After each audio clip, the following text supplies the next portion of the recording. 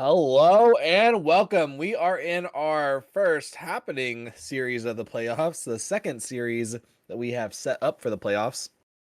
And we are about to get into draft for the free agents versus the 867 Hawks. So we're just rolling right into it. We've upped our production once again. We have the caster cams available. We have I'm joined here by the lovely Tony Top Lane. As you can see clearly that he looks very cleanly today. Tony Top Lane. All right, I have to change my name again. I think I have like 19 days left, and then that's what it's going to. Oh yeah, true. I keep saying that. Why do I keep saying that? It's because you're a top laner. Oh man, whatever. Tony Tom Kench. It is what Tony, it Tony, is. Tom New Kench. meta. And I am also joined here in the booth with Mr. UB. Hello, hi. Yes, I am also here. I don't have a webcam set up or anything, so I'm just gonna be here, no face as usual. To start off, looks like we have. I didn't even know what game we were going into tonight. By the way, I was not expecting to be playing because I'm currently in a game of Dota 2. But it looks like we have the free agents versus the 867th, and both sides we have some pretty obscure bands from the H67th. I think they're prioritizing Jabberwocky and Lemon Ross. Now, Lemon Ross hasn't been playing for most of the season because this guy has been a sub for FA for almost the entirety of it. He's only ever come out when he has to play against the 32nd. So I'm kind of excited to see how he plays when he's not playing against me and bullying me. Very true. Uh, I think what's interesting is they are clearly scared of the Hawks support over here. Banned out two of his picks, the Seraphine and the Lulu, and then taking away Kog'Maw from Manava, who does like to play those hyper carry champions. But I'm honestly surprised that they start with the Varus Sona right here, with Jinx being so strong and him liking hyper carries. I figured that'd be the go, but maybe it's just going to be these on-hit hyper carries and going with the Varus instead. But Sona, another strong pick for Kulin, so not too worried about that for the bot lane of the Hawks. We'll have to see what the response support pick is going to be.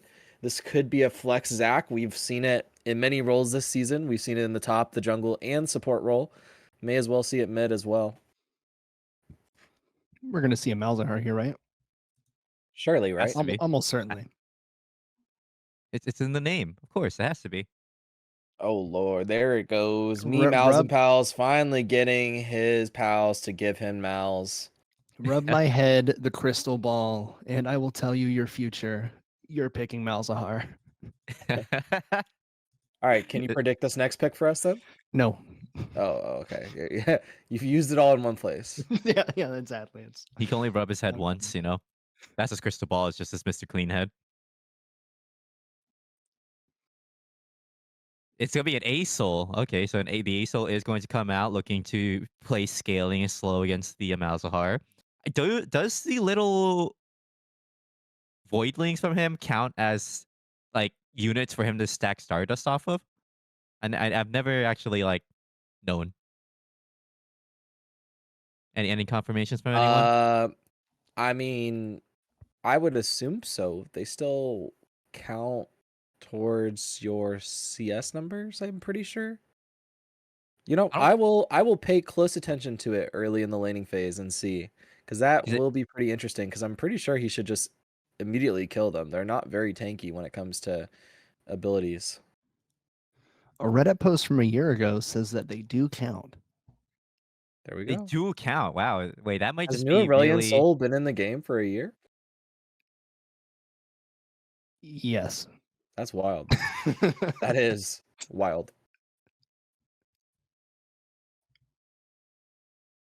I I don't keep track of these new champions at this point. Like I don't even remember when the Fury or freaking the Briar came out, and I know like they're the more recent ones. Well, who's the most recent one? Like period. It'd be Hwei. Wait, I believe don't it even is remember Hwei. he came out. He's the newest one. Yeah, very new. Didn't he? He was like right at the beginning of the season, right? Yep, correct. So I would not know. it's been a couple months. Surely the next champion's around the corner. Well, remember, Surely. Yubi just sits top lane and doesn't go anywhere else in the entire map. That's just- real. He just Very waits true, for very 4 true. people to collapse on him and kill him. Yeah, that is also very real. So we're rounding out these comps a bit more. We have the Jarvan jungle, very likely from the side of the Hawks, and it does look like Viego jungle, so that should be a Zac top, which I believe we have seen come out from. Oh wait, I'm not actually sure if we. Oh, it's Zac support, which we have seen come out from downtown, which makes way more sense than what I was gonna say. And it looks like probably Olaf top. So we will have to now lean on to the Hawks to see what the top laner choice will be. This is Lemon Raz on the top lane for the Secret Agents. So a very formidable top laner. And it looks like we're going to pick Trundle and see how that fares for us.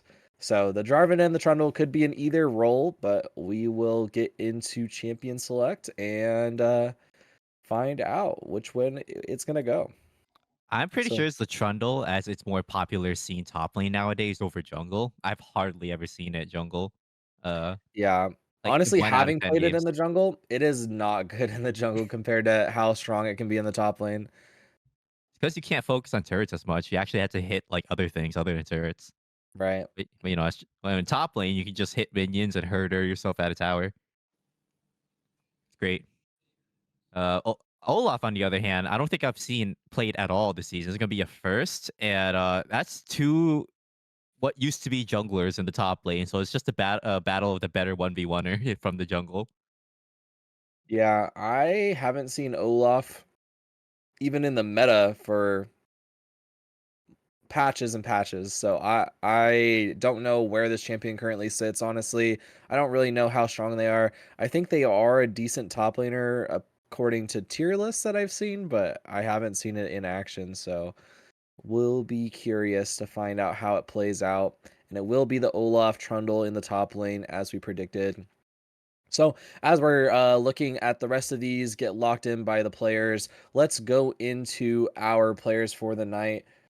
Go over to the captain chat. So for the side of the free agents in the top lane, we have Staff Sergeant Hess as Lemon Raz. We have Staff Sergeant Alvy in the jungle as Jabberwocky. Staff Sergeant McBride as me, Mouse and Pals in the mid lane. Senior Airman Soltz as Frozen Bullet on AD carry. And Staff Sergeant Brown as Downtown on support. I don't have captain chat. I can't see any of that. I can take it from here. Over on the Hawk side, we have at top we have City in Black. We didn't do names here. That's fun. That's a good time. Oh, I'll help you. Senior Airman Billingsley as Beautiful. City in Black in the top lane. Staff Sergeant Jagielski as the real Dire Thorn in the jungle. Captain Hadley as Archangel in the mid lane. Staff Sergeant Navarro as Manava on AD carry, and Master Sergeant Gregory as Kulin in support. All right, what are our calls for this game? Who do we think is going to win out of between both drafts?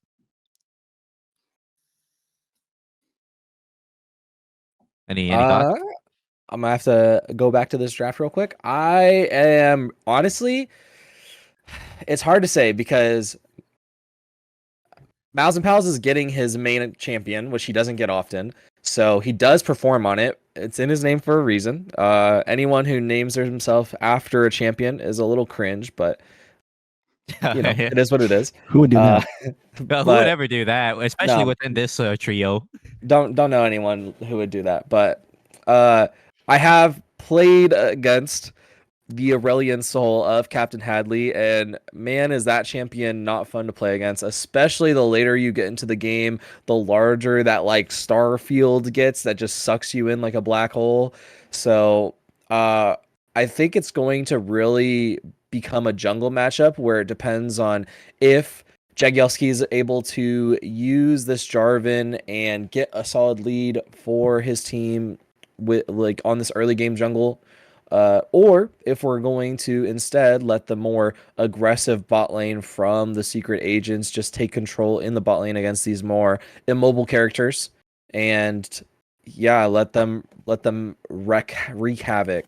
But the last thing that I would say could be the major decider is how this top lane matchup plays out.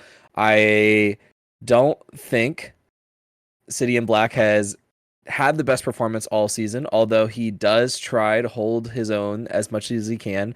But going into a pretty pristine, very skilled top laner of Lemonraz, it's going to be a hard matchup for him. And honestly, as long as he can not lose, he doesn't have to win lane. So we'll have to watch how he plays the lane out, how much he does or does not get bullied by the Olaf, and how that goes for him. As someone who's played against this guy last season and both games this season, Lemon Ross, if given a chance, will just pull a solo carry out of his ass. I'm telling you, this guy is pretty good. Now, if you manage to shut him down in laning phase, he may or may not get tilted from it, and it may or may not affect his performance. So we'll see. We'll see what happens there. What Lemonraz ever getting tilted? That is unheard of these days. He is a heretic when it comes to not tilting. He is the utmost personality to represent the most cool, calm, and collected gamer brain in this league. I have definitely not been to his house. I have definitely not seen many holes in his drywall. I can confirm that this man is a monk amongst us.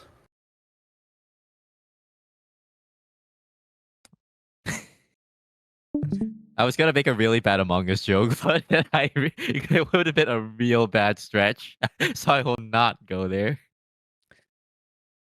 All right, Well, but looks we appreciate it. But yeah, as you were probably about to say, and I rudely cut you off, we are loading into the game. So we are going to do a really quick break as we get synced up, and we will be right back.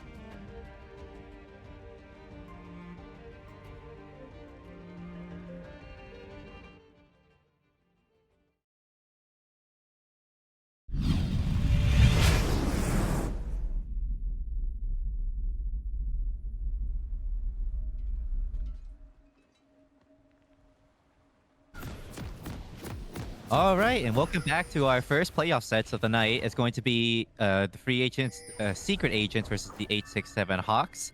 I am UB. I'm going to be one of the casters for tonight, and joining me for color is going to be Tony uh, Tallboy. No and room then for for my spaces. play-by-play, I'm Staff Sergeant Porter, also known as Sejuani's Flail. all right. And tonight we're going to be having an interesting first playoffs match. Unfortunately, the one prior was not able to go through. This is technically going to be the first playoffs of the season, so I am hoping that Lemon Ross performs because I've seen what he can do, and I want to see him later on in the bracket when my team faces against him. The only issue is that he is going to be our opponent coming up if he does win, I believe. So it's going to be a bit worrisome because we have to overcome the wall that is Secret Agents, then the either 501st or what is it, 29th. This is really the only team that's been a wall for you, right? The Secret Agents have are 2-0 in the head-to-head against y'all. It's just Lemon Ross. I know people give us a lot of crap. Well, Like, the why are you first losing loss Secret was with Myra. No. Lamira was top, yes, but she didn't carry the game. It was Lemon Ross on Smolder ADC. Hey, I'm just saying. I'm just saying, Lemon Ross is kind of cracked. He gets put ADC, he wins. Wait, he in the gets put top, first he game he wins. played 80 carry, and then the second game he played top. Yes, he did. Oh, I didn't even remember that he filled the first game against y'all. Yeah, yep, he was there as ADC, and he was one of two reasons why we lost. The other one being Jabberwocky's Kane. Kind of interested that Frozen Bullet didn't pick Senna since that's been pretty Wait. much his go-to lane. Lemon Oh my Ross God, might actually Dia go Black down got here. the level 2. Not gonna Holy flash cow. for the auto Q. Probably because Lemon Raz also has flash, but did pull the ghost out of there. That level 2 advantage right there, coming in huge for the top lane, honestly. That was pretty sloppy of him, not gonna lie. You think nerves are getting to him right now? Oh, here comes downtown. Going to miss the slingshot, but land the Q. Drop the ignite onto Kulin. Kulin will have to flash away. Frozen Bullet going to follow flash and get the first blood. There's still the Zac passive, so we are not worried. But Manava going to drop Ghost for 1 extra auto attack and then go back to farming. That was a I didn't pretty click. quiet first blood. Not gonna lie. I didn't expect the first blood to be like that. It was pretty unexpected. There was still exhaust on Sona to get him out, and she could have flashed like the Zac landing, but I guess she thought she might live through it despite the level 2 spike from them. Okay, I can confirm that he does get Stardust from the Voidlings. He got 3 from the melees, 2 from the Voidlings, and 2 from hitting a stack on Malzahar. Wait, that's actually insane. Wait, he's going to get so many stacks mid-game. He might scale so much faster than he usually should. Because Yeah, of this. that's an extra 1-3 stacks on almost every wave if Malzahar is only casting W once per wave, so This is a definitely pretty big. This is a massive counter pick. Maybe I should get my big laner do this because stop banning the Malzahar. Maybe Please don't Veigar make too. No, please don't make Gerbs play more Cringe champions. He already plays like Fizz and Silas and Tristana. Wait till you see the new cringe champion I have ready for top. You'll be so upset when you see it. I'm already tilted. I'm not even playing against it. Jabberwocky coming here in the bot lane, going to get a Q for the assist right there. Onto that kill, the ghostless Manava, too deep in the lane for it to matter. And Kulin not really able to provide much peel for him right there. But still a CS lead from the side of the Hawks, so that will balance out this 2-kill lead that the Secret Agents have gotten so far. Just a little bit. Offset it. Only slightly, though. Yeah, if the free agents right now are rotating fairly well, the Zac is doing great when it comes to engaging onto the bot lane. Manava and Kulian does not have very good escape when it comes to avoiding that Zac. The movement speed is fairly negligible. Viego here actually taking the fight to real Dire Thorn. but he might escape here with the flag and drag. City in Black is collapsing, but just to escort his jungler out of there. So not gonna do much else with that. And Lemon Ross is in a better lane state, but unfortunately Trundle seems to be the better 1v1er up there. I don't know how long that'll last for, but at the moment, the free AD from Trundle does make it very hard for any top champ to fight him. Really, really strong. This Aurelion Soul is going to be really scary really fast. He is going to stack super quickly. Flash stun coming out from Jabberwocky right there, and that will be the secured kill for the top lane downtown up here as well. But it looks like they will probably just go take the grubs for themselves and have that top lane gank as their window to open that. Downtown was actually there getting set up for the grubs, and they just get a kill on City. And man, this is looking real good for free agents right now. They are ready for all these plays. Downtown's everywhere he needs to be. Their team is moving as a unit to secure objectives. This is a pretty good start so far. And Twitch is not in any spot to be dived here, considering it's just a Stone of Eris, so he's perfectly fine just chilling.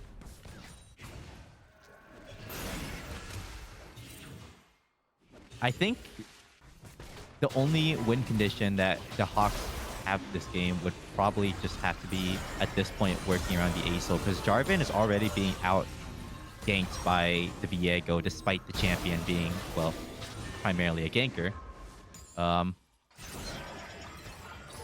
It's gonna be a little difficult for him to gain tempo over Viego at this point, considering he's 0 ganks at 7 minutes, while Viego has already secured two assists, helping his lanes out, getting his Viego and Olaf ahead.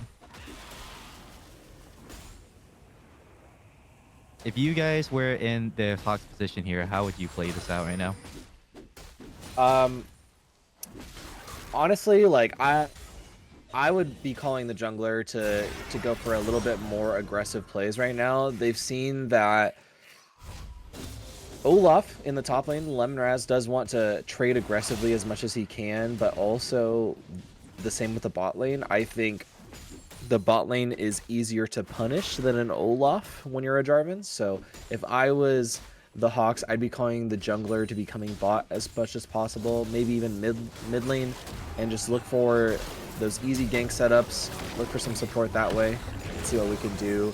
Slingshot coming out in the bot lane, Manava going to have to flash away, Jabberwocky going to get a little bit of damage there, but not going to be anything else going on. Lemonraz going to have to flash away in the top lane, getting trapped by that pillar. This is not looking really good. Another flash coming out from Manava there. That's another flashless Varus ready to be just ganked on us. I would be surprised if they dived him at this point. Lemonraz looking to get a solo kill on City in Black here. Yeah, City in Black's gonna need a recall right now. He has teleport available, so he may as well just play this safe. Right. I think if we look at the overall performance from both of these teams this season, it kind of just makes sense how this game's starting off. The free agents tend to be strong in the late game, but also be more aggressive in the early game. So their weakest point is probably the mid game, and I think the mid/late game is going to be the decider. But we do have Real Direthorn doing a gank right here in the top lane. The moment City in Black gets back, Cataclysm locking him in, and that will be a trade kill. The first kill going over to the Hawks.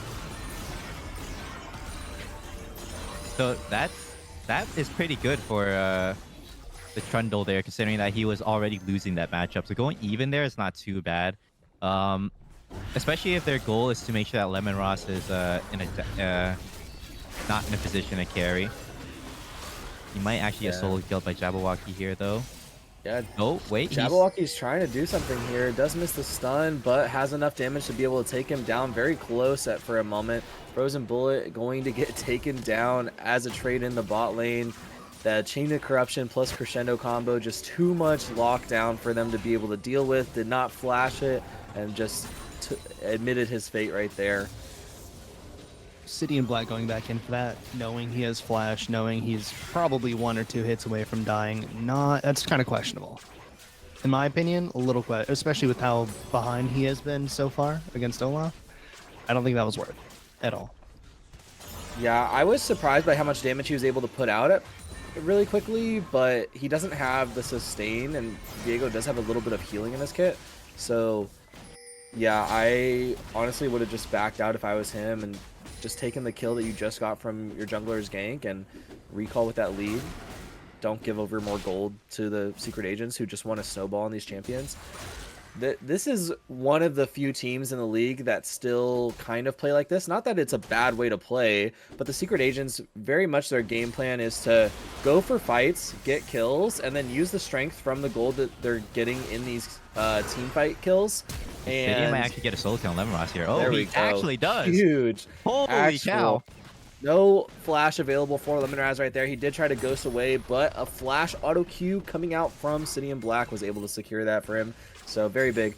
But yeah, the secret agents want to just get some kills, get the quick gold income from those kills, and be able to snowball off of that. So you need to be playing safe against them in this early game so they can't get these early leads. And then you'll just walk away with the game. You have champions that scale insanely well with the Trundle, with the Varus, with the Aurelion Soul. So just play it safe, and you will come out on top, honestly. Getting Yeah, I Trundle think- ahead there with those 2 kills and a bunch of tower plates, though, that is going to get him a lot of gold. He is going to catch up real fast. That's the beautiful thing about Trundle. He played that very well. Julian's actually gonna get caught out here. Oh my god, the flash to ulti him too. I don't know about all that for Sona was support. gonna die there. That really makes me question because he didn't drop the Nether Grasp on the Aurelion Soul to lock him down, to lock down Archangel, where they could have gotten that kill with it. Maybe it won't matter because now Downtown's here, does the Let's Bounce but doesn't hit it, drops the Ignite along with the Venom from Frozen Bullets, spray and pray right there. That will be the trick kill anyway. So I guess they got both the kills anyway. This is a little strange, but you know, Wait, it worked for them. I'm pretty sure Downtown just missed everything there. He missed his jump and he missed his ultimate. No. He hit the Ignite. He hit the Ignite. Still shot. That's true. Right? That's true. Okay. Oh, the flash. Ooh, flash going out from the Chains of Corruption from Jabberwocky right there. Very respectful flash to dodge that. I think you do die if you don't. Man, this game's getting pretty close. The gold lead is not that big between them. The objective lead is even overall. It's pretty surprising. Oh, big fight. Nope. Oh, Jabberwocky does get caught out there. The Yeah, greed Real from Dire Thorn showed up Jabberwocky. just in time. Yeah, Jabberwocky not predicting that the enemy jungler could have been right there, and the Hawks just honestly playing around knowing that they were strong side, playing around that correctly. Kulin just being cool, calm, and collected, and dropping the crescendo. So it's all easy. It's all easy when you're the spot lane. When you're just so good. I think the secret agents are on a time limit here because like if they don't look to close the game out or like get something big, Aurelion Soul is just gonna keep free stacking off of Mouse's Voidlings, and City and Black can definitely buy a lot of time for him to scale up. Since Trundle just has to be away from his team at all points to put in a turret, and there can't be a full 5v5 ever usually. Yeah, and this is also where playoffs is going to get really interesting because we've only played best of 1 so far. Oop, Nethergrass getting dropped in the mid lane after that Kill onto silence, and that Archangel. will be a quick solo kill. Yep. But we've only played best of 1s all season, so teams have been able to know like how a team performs and what sort of champions they play. But ultimately, they can just come in prepared with a comp or prepared with certain champions they want to ban, play their game, and then they either win or they lose and they move on. But in these series, we are doing a best of 3, so you are going to have to win 2 out of these 3 games to be able to go forward in the bracket.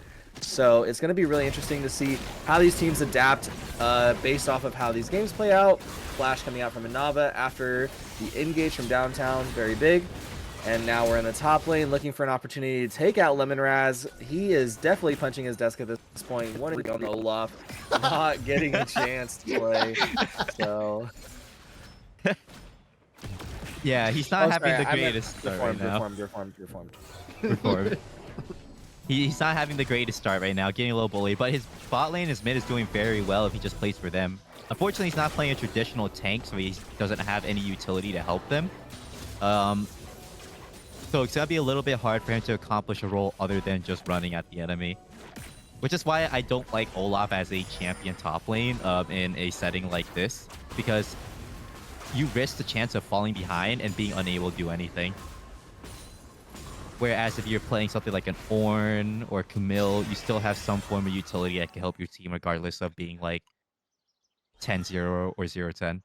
Olaf was really strong a couple metas ago, but he since has kind of lost a bit of that grace, and now Trundle. I mean, Trundle also got kind of rolled back a little bit, but Oh my he's god, still.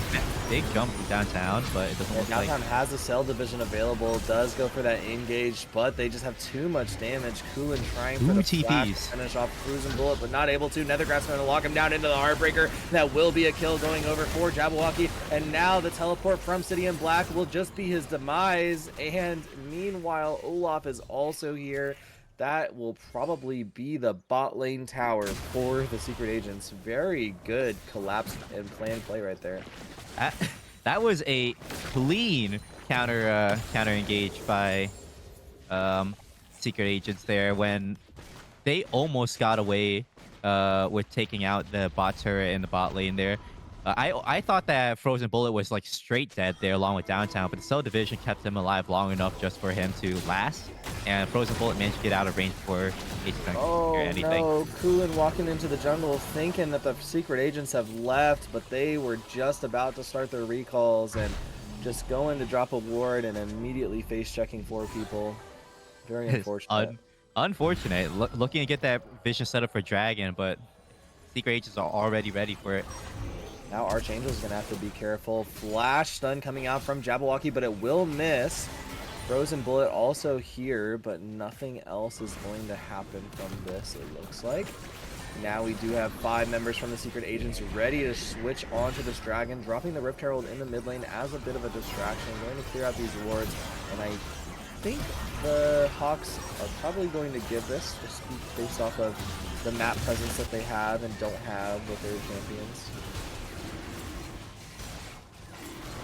This it's looking pretty. It was even earlier, but the Secret Agents were somehow able to find and grasp a lead in the midst of all this chaos, especially through the bot side and mid lane. The negligible 500 gold lead from earlier has now extended to a 3k gold lead, 3.5. It's not looking too bright right now. I think they need the Hawks need one good fight in order to bring it back at this point. Like, they need to get a shutdown on either Frozen Bullet or preferably Me Mouse and Pals here in order to actually get their foot back into this game. Right now, it's a snowball towards the other direction. Yes, game's been a little bit back and forth. Early lead from the Secret Agents into the Hawks kind of clawing it back, and now the Secret Agents taking control again, having a pretty strong champions on their jungle mid and AD carry, and really the only strong champions from the side of the Hawks is the Trundle and the Varus. And we have a Nethergrass to deal with Trundle, so we're only really worried about Varus, and I'm not sure how much he's going to get to free hit when you have Zac and Diego and Olaf diving him. Elastic Slingshot coming out in the mid lane, going to land onto Kulin, but the Crescendo going to peel him off, and that will also be a kill in the bot lane as Nethergrass just demolishes Manava. My favorite assassin, Malzahar. But the Starfall comes out, and we will have a very dead rat. Good shutdown. That was a good shutdown going towards Archangel there. Getting him a little bit more gold. I'm not quite sure about the Hopefully solo push it play. Yeah, your team's ahead. You don't need to do that. So why are you doing it? Just play with your team, and I think you guys just win. I mean, even to a degree, like Malz and Pals being in the bot lane and solo killing the enemy AD carry, yeah, it's great, but what are you really doing with it? You're getting a bit of split push pressure now because of it, but I think that's more off the back of the enemy team having their reset from Twitch getting some damage off. I don't understand why they don't just play around the engage that they have with Viego and Zac and just really snowball their lead. Yeah, I think Frozen Bullet definitely misplayed there because Downtown was all the way at his tier 1 when he went for that 1v3, 1v2. It was a very not ideal play, not something I at least. Jabberwocky looks like he's gonna get caught out. No, he's gonna Heartbreaker away. Yeah, Chains of Corruption are gonna miss, so Heartbreaker over the wall, getting him out of there. Now the Flag and Drag over to downtown will miss. Let's Bounce is coming out, and Nethergrass getting dropped on a Dire Thorn right there. That will be a quick kill, and now Diego has these souls to reset with, so they're gonna need to be careful. It is 4-on-3 right now because Switch did die in the mid lane. Downtown flashing away, but the Crescendo comes out, hits 2. Now Downtown trying to jump back in, not able to connect with anyone. That will be 2 quick kills for the side of the Hawks. Burning is Archangel, and that will be a kill going over to him as Mouse and Palace flashes away, getting slowed down by Jabberwock or Manava a little bit. No Ghost no longer available. Going to dodge to not get any damage. No Leandries on the Mouse right now, but that does look like it will be a kill. 1K shutdown. 1,000 gold shutdown for a trade kill. I will take that if I am the AD carry right there. Manava, great job. Now in the top lane, Dire Thorn trying to stop the push from Lemonraz. Does drop Cataclysm, but not able to do much more. That was a pretty good fight for Hawks, not gonna lie.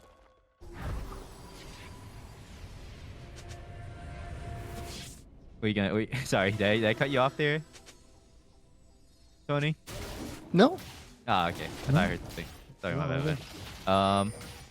Yeah, no, that was a great fight from the Hawks as Archangel off to the side there, managing to take out Frozen Bullet, and then City and Black just running their heads into them like the troll he is.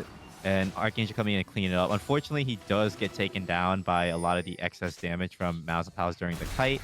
Really should have backed off after the first silence, but he really wanted that 1K shutdown. At least Manabo was able to get it, and that might serve them well to have the carries have a little bit more gold in their pockets there. All right, I know you're prepping some story times for us, Tony. So what you got? What are the stories for these teams right now as we're really getting into the starts of the late game? I'm looking at top lane a lot right now because we have 2 very dangerous champs. Why is Olaf building Sundered Sky if he's only split pushing? Yeah, 1v1. It's a choice. In the 1v1, it doesn't really do too terribly much because. Hang on. Sorry. I'm just reacting. Just some ultimates getting used, you know, no big deal. Ultimates getting used, nobody dying, Olaf inting. It's just a weird play. Ross is recalled here. Now we have the Skies Descend coming out. No flash available from the Mouse and Palace. Does drop the Nethergrass, but Jabberwocky not able to get any souls before he dies, so no resets available. That will be a 2 for 4 going on right there. I can't count. And that will be dragging over for the Hawks. Huge team fight. Archangel scaling up. This is what I was talking about. Oh, Lemon Ross is rejoining the fight here, running right at Manava. No Ragnarok available, so you're just going to get shredded and kited out right there with the exhaust. Probably had enough damage to do something more there if it wasn't for that, but yeah, after you just had to burn your summoners and your ultimate in a fight where you just got picked, I don't think you can try to clean up there. So this is that scaling I was talking about, where Archangel is starting to really show off a lot of his. The Skies Descending there did massive work, especially comboed with the Jarvan Cataclysm and keeping them all in one spot. There was nothing they could do to escape from it. They just had to eat it. Like right here, perfect. Hits me Mouse Palace right on as they get dragged into a Cataclysm, and it's just the team fight's over. Frozen Bullet right here trying to spray and pray, get damage out, but it's just not quite enough. This is actually what the 867th needed. Although they are still slightly behind in gold value, just in terms of pure champ performance, they're going to scale. They're going to get strong, real strong. It's interesting too, because that team was on a knife's edge. If Jabberwocky got a reset and got a soul, that fight could have looked extremely different extremely quickly. He died just before the first member of the Hawks died. And that was honestly the difference maker, I believe. Game's looking a lot more evened out now with 2 dragons taking on both sides. The towers are also... There's one more tower favored towards secret agents, which is going to account for a little bit of their gold lead, along with the 3 kills. But at this point, the game is back on even grounds. both sides have their fair shot at winning here. But I think Secret Aegis needs to find a way to close this out soon, because the longer this game goes, the more unfavorable it is for them. The threat of the Trundle side lane and the Acel just scaling up with the Varus backline damage is just too much. They need to find a way to end soon. Doing a little dance around Baron here, looking to see if they could get something started.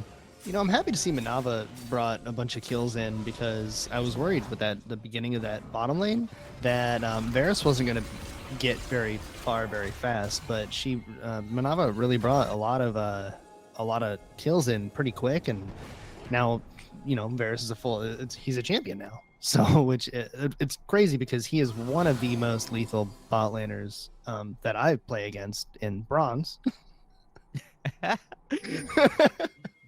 But everyone knows that bronze is just harder than diamond, so you're playing in the real elos here. Really okay, is. the Death Bush actually does manage to catch out Manava here. Yeah, Crescendo on a 3, but Let's Bounce will come down to cause some chaos. Real Direthorn in the middle of this team fight, trying to finish off Frozen Bullet if he can. He does get that, and the Nethergrass will go down to finish him off. Trying to save his teammate probably, but just too late. And that will ultimately be a 2-for-1 overall. I don't think that they're not out of the waters yet, because it's very possible for the Hawks to contest the Baron here, especially with Acel still up. If City and Black just runs at them, he might actually be able to tank a lot of their upfront damage. Then does come out here. They're looking to steal the Baron. Oh, man. Very good smite from Jabberwocky right there to make sure that does not go over to the Hawks, but that will be 3 kills for the Hawks, and Mausenpow's flashing away, trying to get out here. Now going to get slowed down as Archangel just barely gets him. And yeah, Frozen Bullet coming out of base, does turn around, does not commit to trying to finish off this kill, and he's just going to try to defend his tower. They do secure the Baron, but no one lives. No one's alive to have it. That is not looking good for Secret Aegis. That was their one way to look to close the game early enough before the Acel gets too big. But I think it's just an uphill battle now. The Hawks definitely have the advantage here. Just comp wise, they're in the phase where they have the advantage in the game. And Secret Aegis will have to do something really creative in order to actually pull themselves back in now. And they have to do it all in one go. If I start talking, a fight's gonna break out. just go for it, man. It's your best bet. The mid lane push was really good there. They waited for the Baron to beat out hang on one second. There we go. The free agents.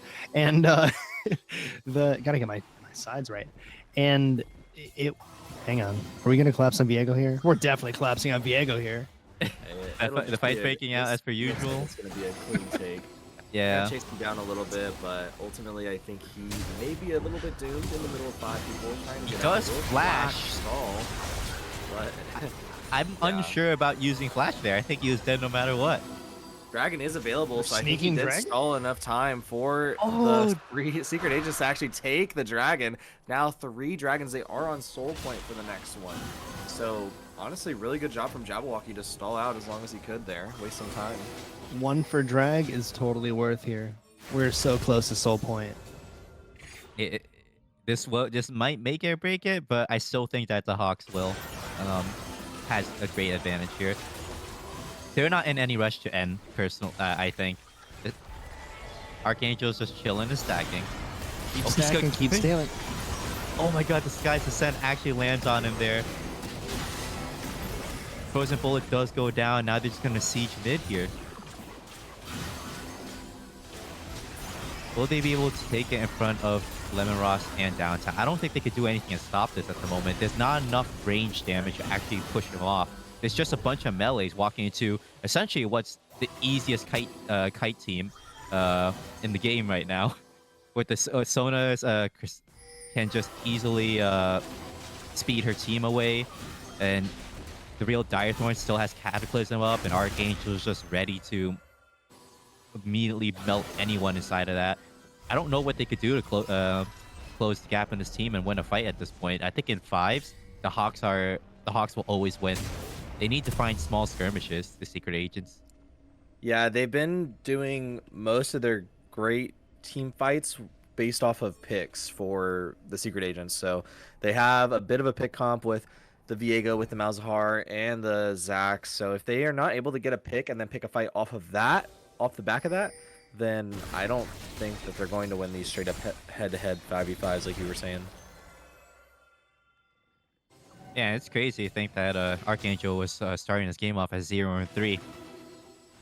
Now Yeah, he's 2-4, he definitely is almost turning it around.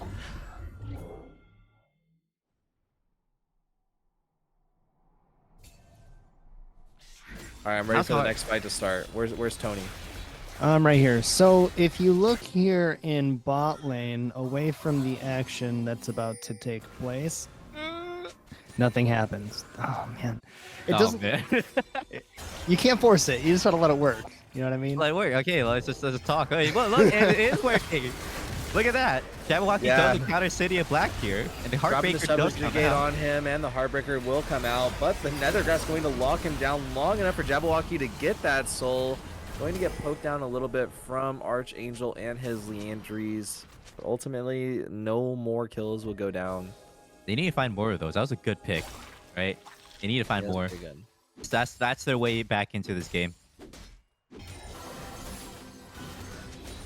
With Baron spawning back up in about a minute and Dragon spawning in 2, they're gonna secret agents really need to look for something big here, a big pick, so that they can be ready for these objectives. Oh man, if I was downtown, I'd be fiending right there, but we don't have Malzahar available. Oh, we did have Twitch though. I'm not sure why you didn't try to go in. Perhaps they lack of confidence. See if it'll work out. Twitch does reveal himself. Oh, Chains of Corruption hits. And it stops downtown channeling off to the side there. Yeah, they knew he was in that bush the whole time, though. That's why they didn't go in on the chains. It was completely still warded, but they didn't clear the vision in that bush, so downtown could not find opportunity there. Baron is up in 30 seconds, and secret agents are looking for yet another death push on the enemy side of the map. Oh no, this is scary. They're gonna show on this ward Is it right round here. two? Okay, so the Roosevelt team can't is see them. Flash Crescendo coming out from Kulin right there. Huge play. And the Elastic Slingshot trying to come and do something with the left bounce, but Lemonraz is already over the wall, not able to provide much more besides a parting axe, and now he's trying to get out. Will he be able to get taken down as well? They do see him, but now he's running to the mid lane. I think that's a bit of a hopeless chase, so it looks like the Hawks are going to turn onto this Baron. Secret agents, enjoy your free Baron.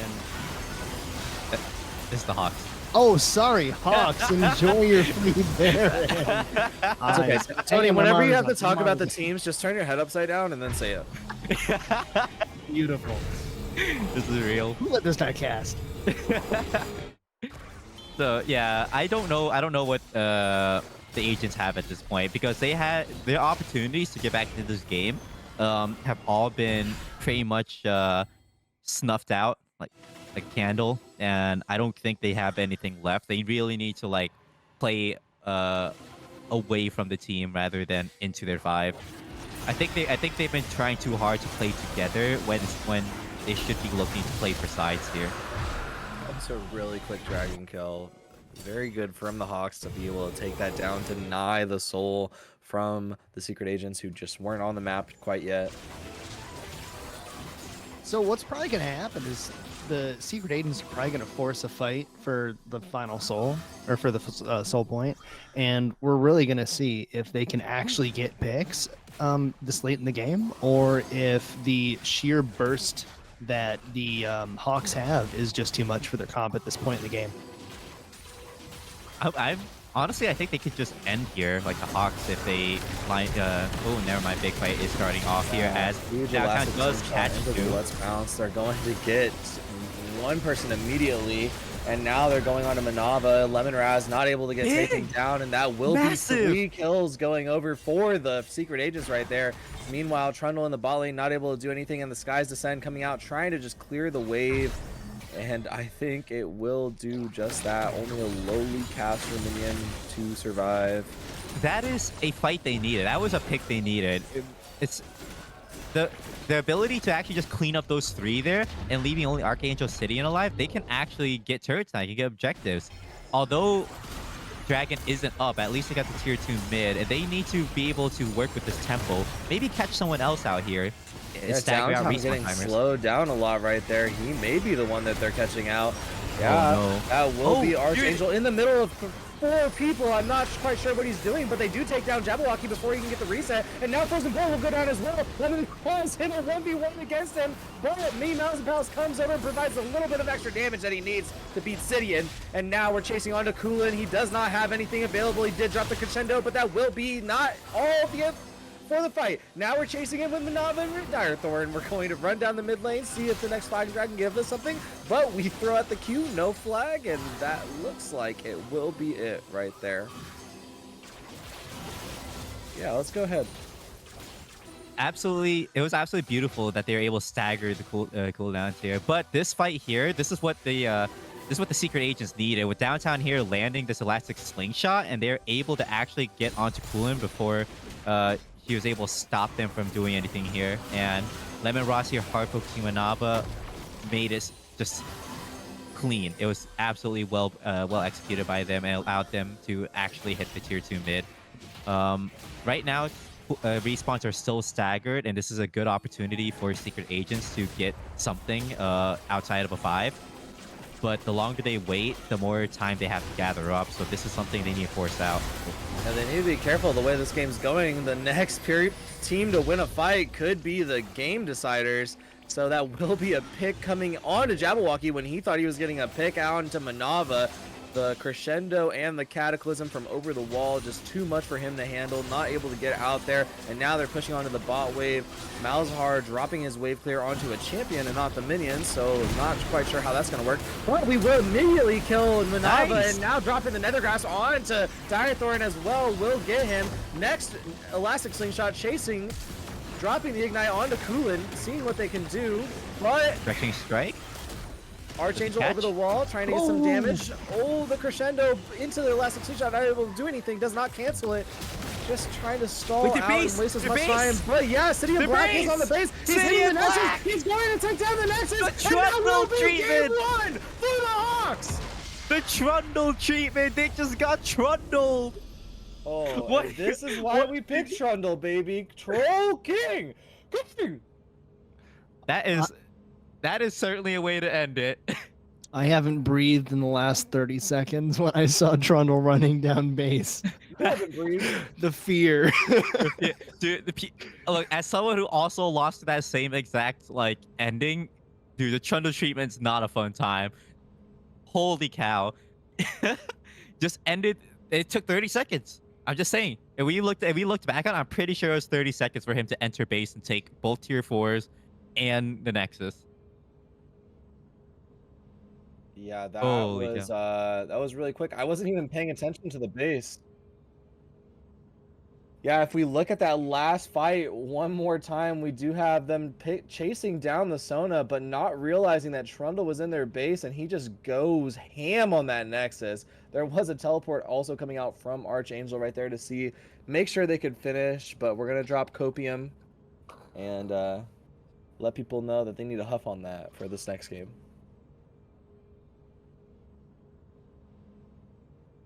Oh man, so Hawks will have the momentum here going into these series. If they win one more, they win it all. If free agents are going to be a little pressure from it, this is going to be a test to see how good their mental fortitude is here.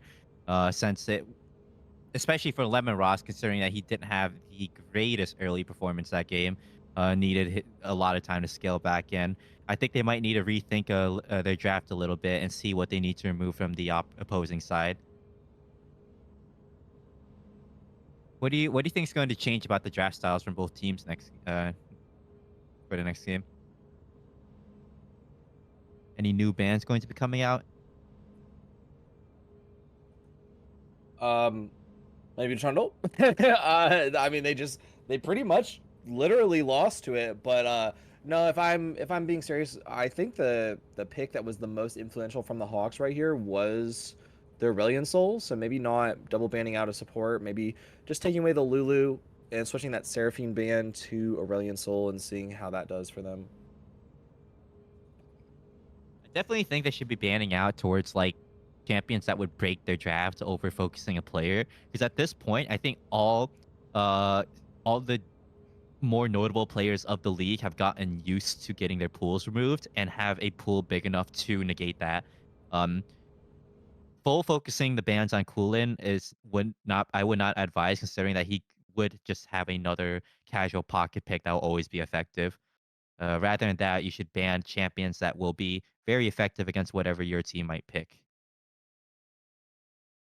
As we start into the next round of drafting here, Secret Agents still on the blue side. Do they not switch sides after a win/loss, or do they just pick? Yeah, so free agents, since they lost the first game, did get side selections, so they chose blue team again to give it a good old salty run back. So we'll have to see if they're able to pilot this side of the map slightly better than how they just did.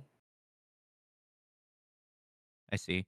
So I'm curious to see how they are going to draft up their team this time. The real benefit of like my team personally loves red side because we love the counters, but I'm curious on to see what the secret agents wants first ban/first pick prio for. Um, since it uh being blue side generally means you're able to secure stronger champions earlier than the opposing side.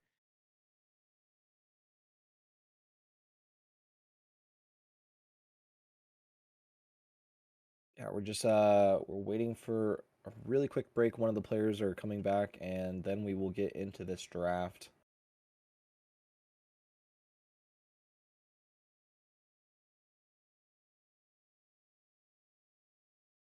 Alrighty. What do you so from the last game, who do you guys think had the most impact on like both sides? Game one on the side of free agents, I think Downtown had significant impact through the early portions of that game. Uh, but then Frozen Bullet also was really outputting a lot of damage midway through. Some decent solo kills from me, Mouse and Palace here and there, but I don't know if it really amounted to too much. And obviously, on the side of the Hawks, Archangel was absolutely just outputting damage like crazy. Um, I will not disregard the great flag and drags from the Jarvan and the good cataclysms that kept them in that boiling pot for him to output that damage. And of course, the Trundle that ended it all. Like, push was nasty. Yeah, definitely really good from City and Black right there to just take advantage of the secret agents being distracted and over chasing, honestly, in that bot lane and just tearing apart the base because of it.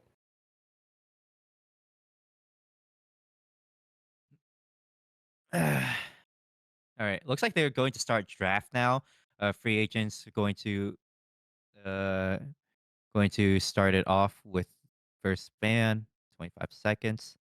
They are going to still remove the Seraphine from pool in here. Yeah, I'm really interested to see how the bans differ. I don't quite remember exactly who all Hawks banned out, but Seraphine and Kog'Maw are still staying. Maybe that means that Lulu is going to change. This is I where can we give you saw the, the Lulu ban last game. I can give you those Hawks bands. It was Kane, Diana. Kane, Diana, Aatrox, Riven, Xin Zhao. Okay. I mean, if I were the Hawks, I would stick with the same bans. Don't change the game plan. And maybe just adjust your picks based off of what the secret agents ban out, and they will ban out Aurelion Soul. They do not want to play against that again. So we are going to have to see a different pick coming out from Captain Hadley over here on Archangel. All right, and it looks like the caster was subbing for us finally decided to show up. Look at that. Hey there, Odell. Not my fault. I thought I was gonna start at 7. I was looking at the picture, not the actual link. That's my bad. It's all good. So we are currently in game two of the Secret Agents versus Hawks. Hawks currently leading the series 1-0, or I guess 0-1 because they're red side. Um, but we'll see. I'm kind of excited to see how this next game goes. But I will be watching off in the sideline as you come and take over color. I will say though, the Trundle ending the game brought back a little bit of flashbacks, so I didn't appreciate that. Did the PTSD strike pretty hard? It 'Cause Yeah, a really little for bit. me- Yeah, a little really bit. did. I didn't. I wasn't appreciative of that.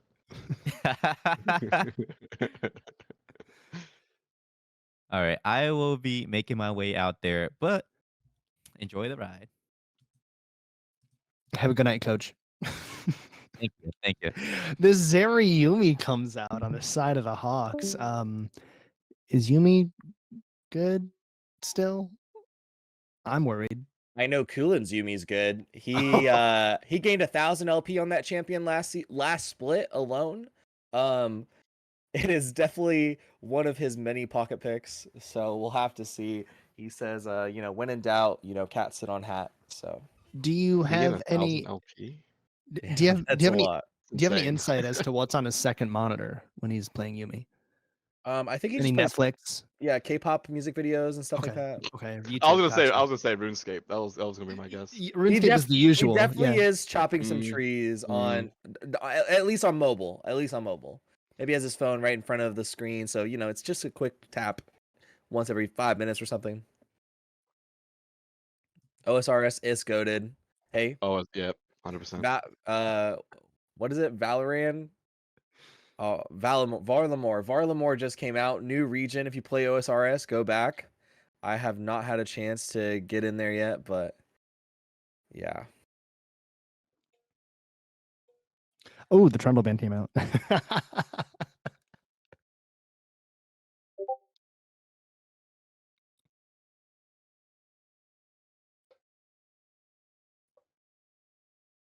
Oh god, the Nivea pick was the one that we played into the last time, and unless you take care of him early, he's very strong on the champion. It's a very nice comfort pick for him in the mid lane. I was Nivea's wondering why- fantastic. A lot of CC, a lot of burst damage. Even as a top lane main, going up against a Nivea's is not fun. It's really not. There was multiple times where I tried to engage on Zach, and then he would just throw a giant wall, and I'm just stuck between the actual like map itself and the wall, just sitting there going, "All right, this is fantastic," and then it's got CC to death. It's interesting to see that they want to get rid of Downtown's Zac this game and not the Malzahar, who I feel like had more free pick setup. Like, yes, the Zac is annoying because he can just keep engaging like every 10 seconds, but I'm not sure how impactful it really was, especially once they got later into the game when they had just so much damage to not care about it. They are picking the driving as they did it in the other game. The only thing I'm worried about this game compared to the first one is as long as they have escape options. Like obviously Malzahar doesn't really have the best escape, neither does Twitch. But if they have a way to keep Twitch alive, which they do with Renown Glass, and as long as poison damage comes out, you can get one kill. That he's going to be long enough in the fight that doesn't matter if Twitch dies. He's going to keep pumping out just like a Pyroclasm Brand ultimate or another champion that will just melt the front line. So as long as Twitch stays healthy, as long as Frozen Bullet stays alive, I think they are primed to do better this game compared to game one. Is it volley top Mord jungle? It has to be with the new volley meta, right? Surely not. Maybe. I mean, if this was Eternal Cries on the blue team, I predict the Mordekaiser jungle. But I don't think we've seen it from anyone else in the league. So I would assume that Mordekaiser is going to go into his more traditional role. Volibear being just as good, maybe not just as good in the jungle as the top lane, but still extremely good. Definitely one of the best, if not the best jungler in the meta right now. So can be a pretty big threat. But that will round out the comps for both of our teams as we're going to get into the in-client champion select. So what are we thinking about the picks that came out? Cat on hat, Anivia. Hat on hat on Zeri. No, That is I mean going to be an I'm untouchable character. yeah, though. exactly. Yeah, Zeri is my third pick. Those three are just going to be terrifying, absolutely terrifying. I mean, Zeri's got to rush a QSS too. Yeah, think about that. Very fair. Because I'm trying to think how the interaction works. I want to say if Zeri gets ulted by Mordekaiser, Yumi falls off, correct? And does not go in the realm with Mordekaiser? That is correct. Yes. Okay, because I figure if you do that, Yumi pops out, Malzahar ults Yumi. Like, okay, there goes a lot of your reliable, not CC, but just continuously keeping people alive with heals. Now, if Anivia and Jarvan can get picks with Pantheon, they can instantly CC someone to death and burst them out. The question is, outside of the Volibear and Mordekaiser, can you reliably land it on a Twitch or a Malzahar?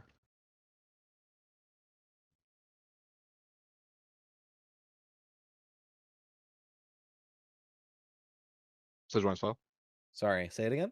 Oh yeah, I was saying if you have Anivia stun, Jarvan EQ combo, Pantheon stun, Malzahar, Twitch, and Renata, who do you go first in those fights? I mean, it's a little rough because you're honestly I think that your biggest enemy is yourself with the Renata Glask. So I think whatever engage you're trying to do, it's not an all-in engage. You can't just go in with the Pantheon dive. You can't go in with the Flag and Drag Cataclysm. You have to play something slow, maybe bait out some abilities, and then re-engage and look at your opportunity there.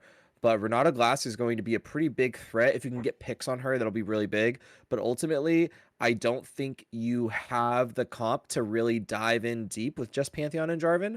So I think just helping your front line stay alive, giving that engage opportunity, letting Anivia and Zeri do most of the carrying in these fights, and just focusing down these Volibear and the Mordekaiser will be the most beneficial thing that you can do. Yeah, if you are this big engage threat, I would probably be leaning more towards a QSS, as I think you are going to be a Mordekaiser threat or target. I mean, you did it in the game against me, took me out of every fight, so I had it to. I is. knew you were the amount of healing you can do with Sundered Sky Briar is Yeah. absolutely disgusting. I was just not having that. It's the most impactful thing that you can do on a Mordekaiser. So if you know that you're the engage and Mhm. you're likely the one to get taken out of the fights, just be ready to buy that QSS. Yep. So we'll have to see how this plays out. Ultimately, I don't know who I'm gonna give it to quite yet. I think if we can get an even or somewhat of a lead start from the mid or bot lane of the Hawks again, I'm gonna give it to them.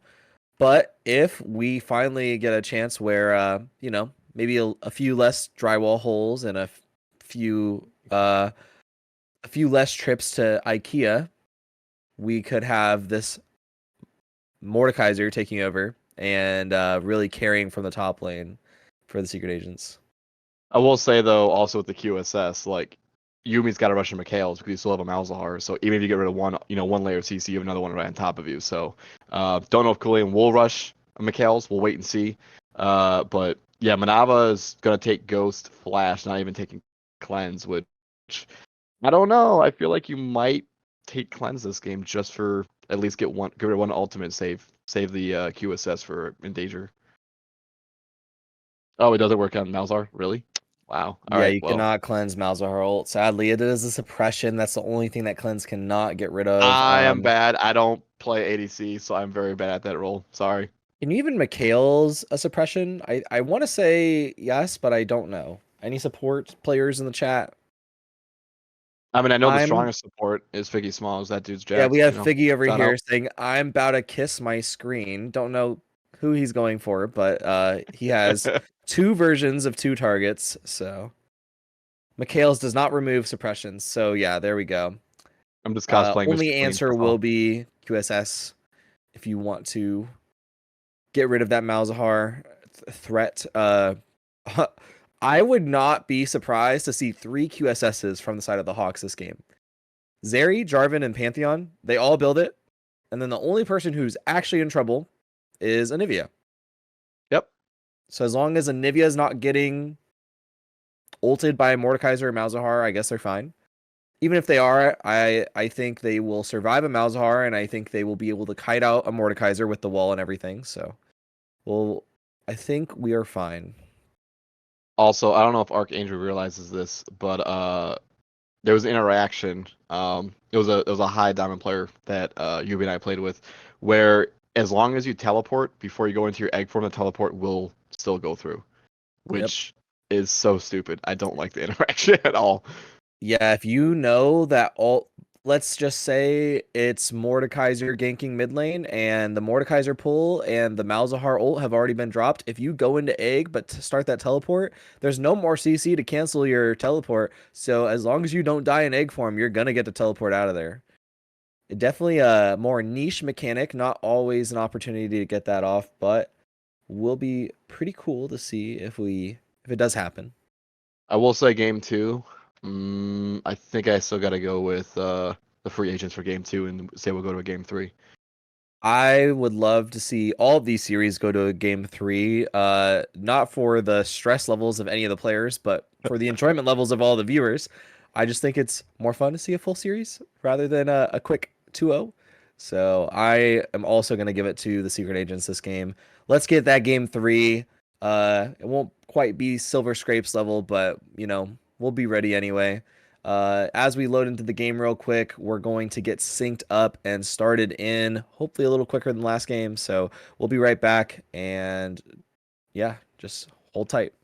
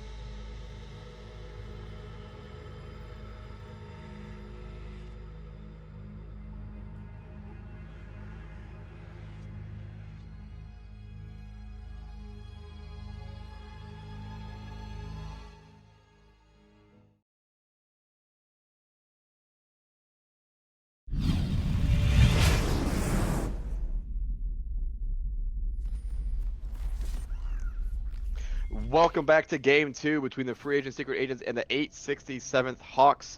I am your color catcher tonight, Eternal Cries, followed by my play-by-play. I am Staff Sergeant Porter, also known as Sejuani's Flail, and Another color caster, Staff Sergeant Ridgeway, aka Tony, Tallboy, new villain of Top Lane. I've labeled myself that. I think I'm allowed. Me and Korn had extensive conversations.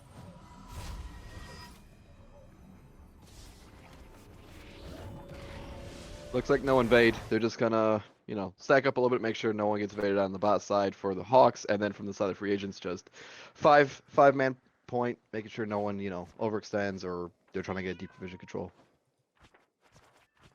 But Valor is starting blue, it looks like, so they will be on the opposite side of the map since Jarvan is also starting blue, so we shouldn't see too much aggression out of the junglers facing each other when they go for the Scuttle Crabs on the opposite side of the rift. But I would not be surprised if Real Diathern only does a 3-man camp into a dive or into just a simple 1-man camp level 2 gank. But we'll wait and see what he tries to do.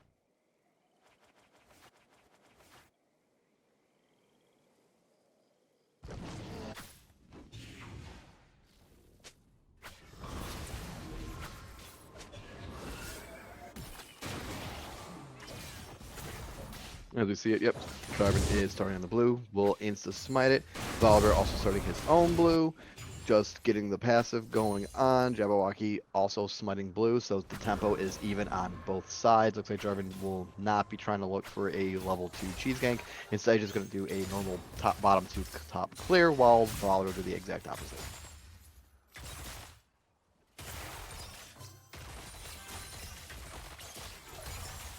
Tony, question for you. Answer for you, Daily Double. If you had to play into either one of these top laners, who would you play? Who would you want to play into? Pantheon. You gonna give reasoning or? Yeah, he's not a top laner, not anymore. No. Here's what I will say. There is overconfidence in that, because if I ever play someone that is not a top laner, at first I'm like, oh hey, that's cool. I can probably just gonna steamroll this idiot who doesn't know what they're playing, and then they always have this hidden tech. Always. What if it was a Quinn? What if it was a Quinn OTP? If there's a Quinn first timer, I dodge. Well, not a first timer, just like. If there's a Quinn OTP, I dodge harder. Oh wow. What if it wasn't a comp though? Now you're Or making. what if it was a Kalista? Terrified, absolutely terrified. If the Pantheon, I'd rather face Pantheon. That was a joke, because I don't like playing against non-top laners. They're terrifying. They always have this hidden tech that's like 8 years old from OG. I will say if there was an ADC that is I absolutely hate playing into top is Vayne. I'm very happy we have not seen a Vayne top lane yet. Yet is the keyword. Do I have to talk about that time a couple months ago where Korn busted out the Kai'Sa? Oh, I don't want to talk about that because it's absolutely disgusting. Or the other time where he brought out Smolder top lane. Yeah, I remember. The man just plays, degenerate ADC's top lane and thinks that he's cool. He's not. He's a degenerate. But, however, as we look in as far as the CS differential and the lanes go, Volibear did just do a full clear. That's why he has 20 into the Jarvan. Jarvan was looking for potentially a gank top side. However, Lemongrass was just patient, wasn't trying to overextend his wave.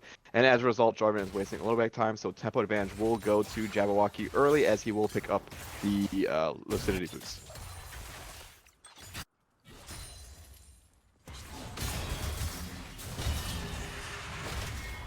Misses his E, will get the passive Lemongrass. Obsidian is dodging a lot of damage, and they just kind of do an even trade back and forth. But he does burn one pot in the process. Does have Ignite, but yeah, he can't really all in unless he basically chunks him out and gets better small lane exchanges. Like that. Yep, I need to back off. But you can't get hit by the E, and if Obsidian's not careful, he will go down here. Jabberwocky is up. He's gonna have to burn Flash. He's gonna, he might just accept his fate here. Oh. Yep. Yeah, he's just gonna accept his fate here. That's fine. Lemongrass burns Flash, but first blood going to Secret Agents. Even so, poking down Mordekaiser from such close range, like close to that blue side tower, not a good play. Just because of the shielding and healing that Mord has. I don't see that as a reasonable strategy this early in the game.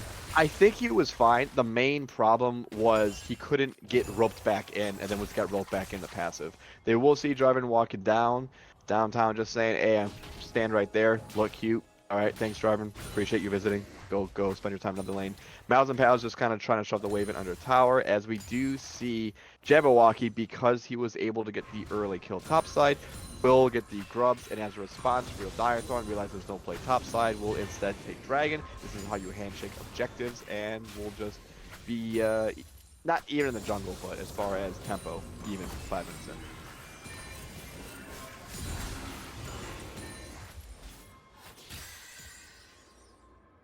So as we kind of look into the lanes and see Dragon going down, Jarvan, if he wants to get a reset, can do a reset, but instead he's going to slowly walk to his Raptor camp. Volibears are, I'll say Jarvan should get a reset here. He does. Thank you. There's the gold graph, and as you see, Jabberwocky is actually ahead with the assist. Lemongrass has gold, whereas Obsidian is a little bit behind. Of course, that will do it with the first blood coming in. It was probably a gank mid on Archangel. Burns the flash. Archangel will respect the flash as a result. And can they get the egg form here? Oh, so close to the egg. So close. But the Death Realm getting dropped in the top lane. City and Black trying to fight for his life right now. Does not have many available abilities. Flashes away from that claw, and That will be no kill happening in the top lane. Very well played from Sidian. Lemon Ross has to give this up though because he obviously doesn't have the death realm, so he's got to play back and just take the long walk around. Jarvan is there, very smart play, so that way if he gets engaged upon by Jabberwocky, he's there. Here's the issue though, Jarvan is level 4, Jabberwocky is level 6. That is a 2-level disadvantage for the side of the Hawks. So yeah, they will just take a reset here. Yeah, if I'm Dire Thorn right there, I am seeing that I'm seeing Jabberwocky's level, and I am saying, okay, I gotta go farm. Yep. Yep, and that's what he's doing. You see him on the top side doing his correct, so I would imagine he just does one full clear bot side. All of his camps outside of his red should be respawning. And Jabberwocky only has the prompt up, so he just can just do the one camp and just reset and look for a play bot side. You do have your ultimate, right? You shut up tower, so I would be looking for potentially another dive top side if the wave management is there. If not, then bot. You can't really dive in a Navier because you have Eggborn, but Pantheon going with his ultimate and will chip the lockdown. Mal's does have to burn flash in exchange. I mean, getting the flash is really good. You know, they just forced flash out from Archangel right there, so trade flash a little bit later for me Mouse and Pals, and that's gonna help relieve a lot of pressure for Archangel in the mid lane. What I'm really curious is, I don't think they got any plates. Bot side? No, they didn't get any plates. How did Frozen and Downtown get level 6 first? Maybe just They must have just. it could have just been back timings. That's what it has to be. Because I was like, that's a little strange. There's also more CS on Renata. So just a couple more minion kills mixed with the back timings. Yeah, I guess that's true. Yeah, that's a fair point. Mouse and Pals does have the advantage. Oh. Look at the ultimate dropping Nether Grasp does not have enough damage to kill him. Does get the egg actually, but will go down with that last auto attack. That's one of those moments where you're like, I got them, and then you realize they have an egg Yeah. passive, and you just Death cry. Realm. Gonna have the stun. Do we have E coming up? Gonna get pulled back in. Gonna get extremely low. No more Death Realm. Will not steal your stats, but will take you down. And that will just be 300 gold going into the pocket of Lemon Raz right there. A starkly different game. Or sorry, a stark contrast to the game last game. Yeah, it looks like Lemon Ross was a little angry what happened last game, but engagement in the bot side. Yeah, dropping a lightning crash right now, going to chase people down with that extra move speed, looking for opportunities to see if we can just chase these laners down all the way to their death. But here comes the hostile takeover. It will get dodged by Manava, looking for an opportunity to see if we can finish off the kill. Heal having to get dropped after the spray and pray from Frozen Bullet, and ultimately no kills in the bot lane despite aggression matched with aggression. I think if Manava doesn't take those 2 turret shots, he could have potentially looked for a dove. As we see another play happening on the top side, he will have no disadvantage. But yeah, I think if he doesn't take those 2 tower shots, you just slowly walk the wave in. Also, great job out of Downtown for not burning flash, not panicking, just slowly playing it out as we do see a fight with the Jabberwocky just went down instantly. Yeah, it's gonna take down Dire Thorn for his trouble right there, and it does look like it should be the rest of the grubs going over to Secret Agents. Archangel coming over here, seeing if he can deny one more just to deny that buff. Doing some damage. Can he finish it off? It's at HP, does not get it. Does go down anyway for his troubles. So that will be 5 grubs to 1 in favor of the Secret Agents. I don't know if that was worth though. I understand you want to deny him, right, the 5, but at that point, just because of the pure, like your Pantheon got chunked out, you don't have egg form, so you just burned it in the last exchange, killing Malvin Pals. I think you just walk the mid lane so you get some plates for yourself and just have to unfortunately give it over. Downtown does have flash. We have Jabberwocky flashing in here, but Manava going to flash away. He does have the lightning crash going on, getting that extra movement speed this whole time, just chasing Frozen Bullet. Does get met with the handshake and pushed away, but still going to chase down. Not going to get the kill, so that will be a revive onto Frozen Bullet. He fought to survive, fight or die, and he chose die. No, he actually chose die for the enemy team, so he got to live. And And that again, will be the pickup kill on Cooler. We spoke about it in the draft phase, right? Downtown with Renata, as long as the Twitch stays alive, as long as Frozen Bullet can stay alive on the Twitch, you get the reset, you kill one of the main carries. Well, Yumi is absolutely useless by herself. It's just a cat. So they will kill the cat. They will get 2 kills from themselves. And yeah, just this game is going differently. Free Agents is definitely stepping on the gas and taking control of the tempo early. Yeah. I mean, still could be a similar to what we saw last game where they get the lead early, it falls back a little, they're going to take it back, a little bit of tug of war, and then when it gets to the late game, we'll really see who's coming out on top. But yeah, definitely a very good start overall for the Secret Agents.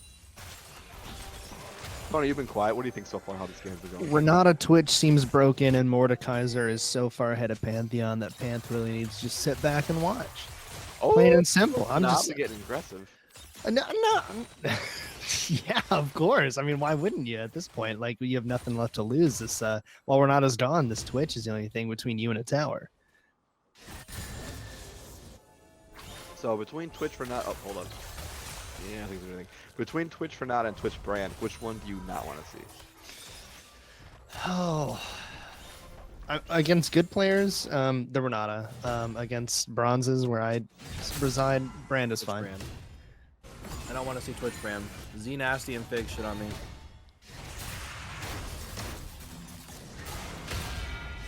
I mean, Z Nasty's mid. Shit on anybody. Ah. Are you that Maybe. surprised, Sedge? There's a couple ADCs that I don't think he gets the advantage of. One of them being Wazo in the final first. So that's just my opinion. That's fair. When I press tab and I see his rank, I am surprised. That's bad idea. Over getting thrown over here, and that will be a turn onto. Oh. But Jabberwocky not going to go down, and this ultimately will be 3. We'll just call it 4 for 0 because they got the dragon as well. Huge fight from the Secret Agents. And the Again, fight or it's die Renata. on that volley. Oh my goodness, it paid dividends for them. I mean, you look how low he gets, and then Renata just allows him to stay alive for so long.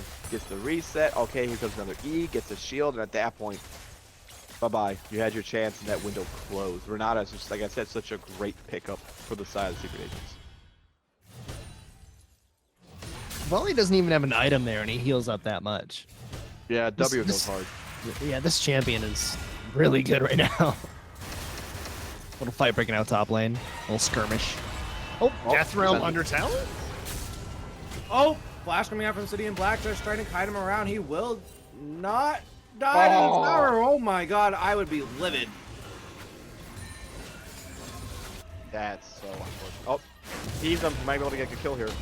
Just ult him. Oh, he doesn't have ultimate actually. Okay, there we go. I was gonna say that the desk is safe, but never mind. Well, the Pantheon's definitely not moving. Raleigh's Crystal Scepter coming out as the first item on Mordekaiser as standard build. You don't escape me. I just run at you. I auto. I hit a Q, and now my passive stacks on you. Yeah, it's unfortunate. Between games, I heard that he just repaired his desk with some duct tape. So I thought it was doing a good job so far with the 3-0 lead, but with that kill, he may be a little bit upsetty now. Honestly, looking at how the other lanes are doing though, I think he's just kind of chuckling to himself, like, whatever. Especially, oh man, look at that. Jabberwocky, Frozen Bullet, Lemon Ross, and Mountain Pals all have more gold than enemy team. Lightning Crash getting dropped as well as the final chapter. We're going to have to kite this out a little bit when the hostile takeover comes out. Frozen Bullet using the ghost, trying to finish off Manava right here, and will actually get him the fight or die, not able to do anything, and Kulin just accepting his defeat, going to ping out his own 80 carry. I don't really know what's going wrong in the comms, but definitely not a vibe. So The spam unfortunate. ping. Yikes. No, it's just he's probably confused because he probably wanted to auto, but it doesn't matter because once again, downtown, has it on Frozen Bullets. So if he dies, he revives. So it's probably why Manava stopped autoing him. But it's hard. Like any strong 80 carry that has slow potential, you throw in Renata on top of them. As long as they survive the early game, Renata is just this menace to be dealt with. Yeah, and at this point, I would be pretty scared of literally anyone on the side of the Secret Agents. That Twitch is so fed right now. That is not a good sign for the Hawks. Yeah, the last time there was a Renata that was playing this well was Danforth. Shout out to the 94. They played with a Twitch bot lane when Manava was playing it. So, Flash coming out does get hooked back in and barely gets the kill. Coolian will have to back off and run away with kill between their legs. Another kill, 14-3, 5k gold at 17 minutes. I rest my case, boys. I think this is the most team practice some of these teams will be getting here in the playoffs. Playing up to potentially 3 games together all in one sitting. That is unheard of for at least 4, if not 6 teams. Oh, Flash put out Jabberwock. That's highly aggressive. But Yeah, we do drop the Cataclysm on him as he uses the Stormbringer to get himself out of there, but the Grand Starfall coming out in the backline, just trying to do something. Blocking out some damage. City in Black does look like he will be able to walk out of there, as I thought he was going to be a victim, but no victim syndrome today. Yeah, not gonna lie, I thought he was dead too. I was like, did they just really abandon him? Like every single person turned and walked away, and then Pantheon comes in. I was like, they just abandoned him. Kind of like how the Point abandoned Corner top lane. Hey, between us casters, Yeah. what is team practice? How How do you do that? As a Viking, how does It's a dessert, right? So I think you blow the horn or something, and then and then you yell real guys loud. like yeah. Okay. You know when Asgard does the Asgard hook, and then they do the clap and the hook. Yeah. I think it's like that. Okay. I Blow like the horn. Everybody like practice responds, and then it's pretty Yeah. good. It's pretty then. Practice is cool. good. Practice is cool. Oh, Direthorn getting caught out here in the jungle. That will be 4 people, but you have no tower. Why did they give up chasing him right there? Now he's going to flag and drag out of here. Nethergrass is available. Going to have to flash to use it now, and they will be able to get this kill, but Lord, did neither team realize that there was not a tower available. I was so confused. I was like, there's nothing there. You guys took it already. But oh, here comes Frozen Bullet and Renata behind him. He might be able to pick up a triple kill here. Triple kill here. Goodness gracious. Triple kill. Oh, jumping over the wall right into Frozen Bullet's face, and the what a hostile good takeover going to turn Manava onto Archangel, but they're kiting people out as best as they can, and now just Manava onto downtown. Will get the kill into downtown. Frozen Bullet over here going to get taken down by Archangel, and Lemon is not able to get anything with the Road of Death, and now he's going to get kited out as well. There is no Nethergrass available. We can jump over the wall again as Manava, but we're going to leave that for Archangel to finish off. Now Jabberwocky using the Stormbringer to get over the wall, running to his bird as a cat, and that will just be a 2-for-1, 3-for-1 actually overall in the mid lane. Huge play coming out from the Hawks. Heck yeah. That was massive. The main thing, again, no one has been focusing Renata in these fights. That time they did. Frozen's a little bit caught out. They didn't expect to collapse out on there, so while the Downtown's by himself, they instantly chunked him out. Downtown used it on himself, so, well, that's a big passive gone. All right, thanks, bye-bye, that's gone. Frozen Bullet gets stunned here, and then the Anivia E 900 shutdown. Manava with Coolian are just kiting him out, so Lemon Ross is stuck in rock in a hard place. Malzapals joins the fight, but again, just the Anivia damage, another kill, and Manava does go down, but at the end of the day, it's a 3-for-1 for the side of the Hawks, and you got a shutdown on the Anivia, 4-1. That's massive if you're the side of the Hawks. Yeah, that's a lot of gold going over, and so we did close this gold gap a little bit. So instead of 8k, we're now sitting around like 5k, so not too bad overall. Solid wall there coming out of Archangel. Yeah, very good job. And look Honestly, at the gold. Look at the gold. It literally a slingshot on the first. Yep. 8.4k.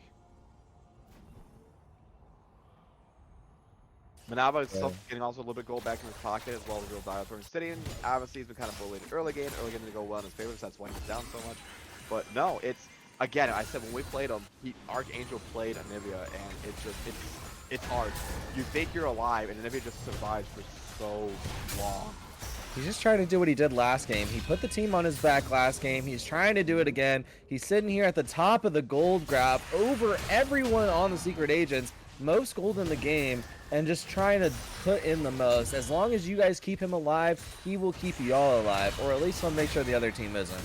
So City in Black trading over here with Lemonraz on the top lane. Does not have his E available, not able to survive any longer. Actually, he did have his E available, did not proc it, use it before. But Stormbringer coming out in the mid lane, gonna disable that tower, and they're going to dive onto Archangel right here and finish him off real quickly. Tower shot over to Frozen Bullet, and thank God for that shield. Frozen Bullet would have gone down. Yeah, he literally walks back in turret range by accident, almost goes down there. Good play out of Jabberwocky, ulting over the wall. They didn't have any vision of him, shuts it down. Another turret going to the side for Lemonraz on this Mordekaiser.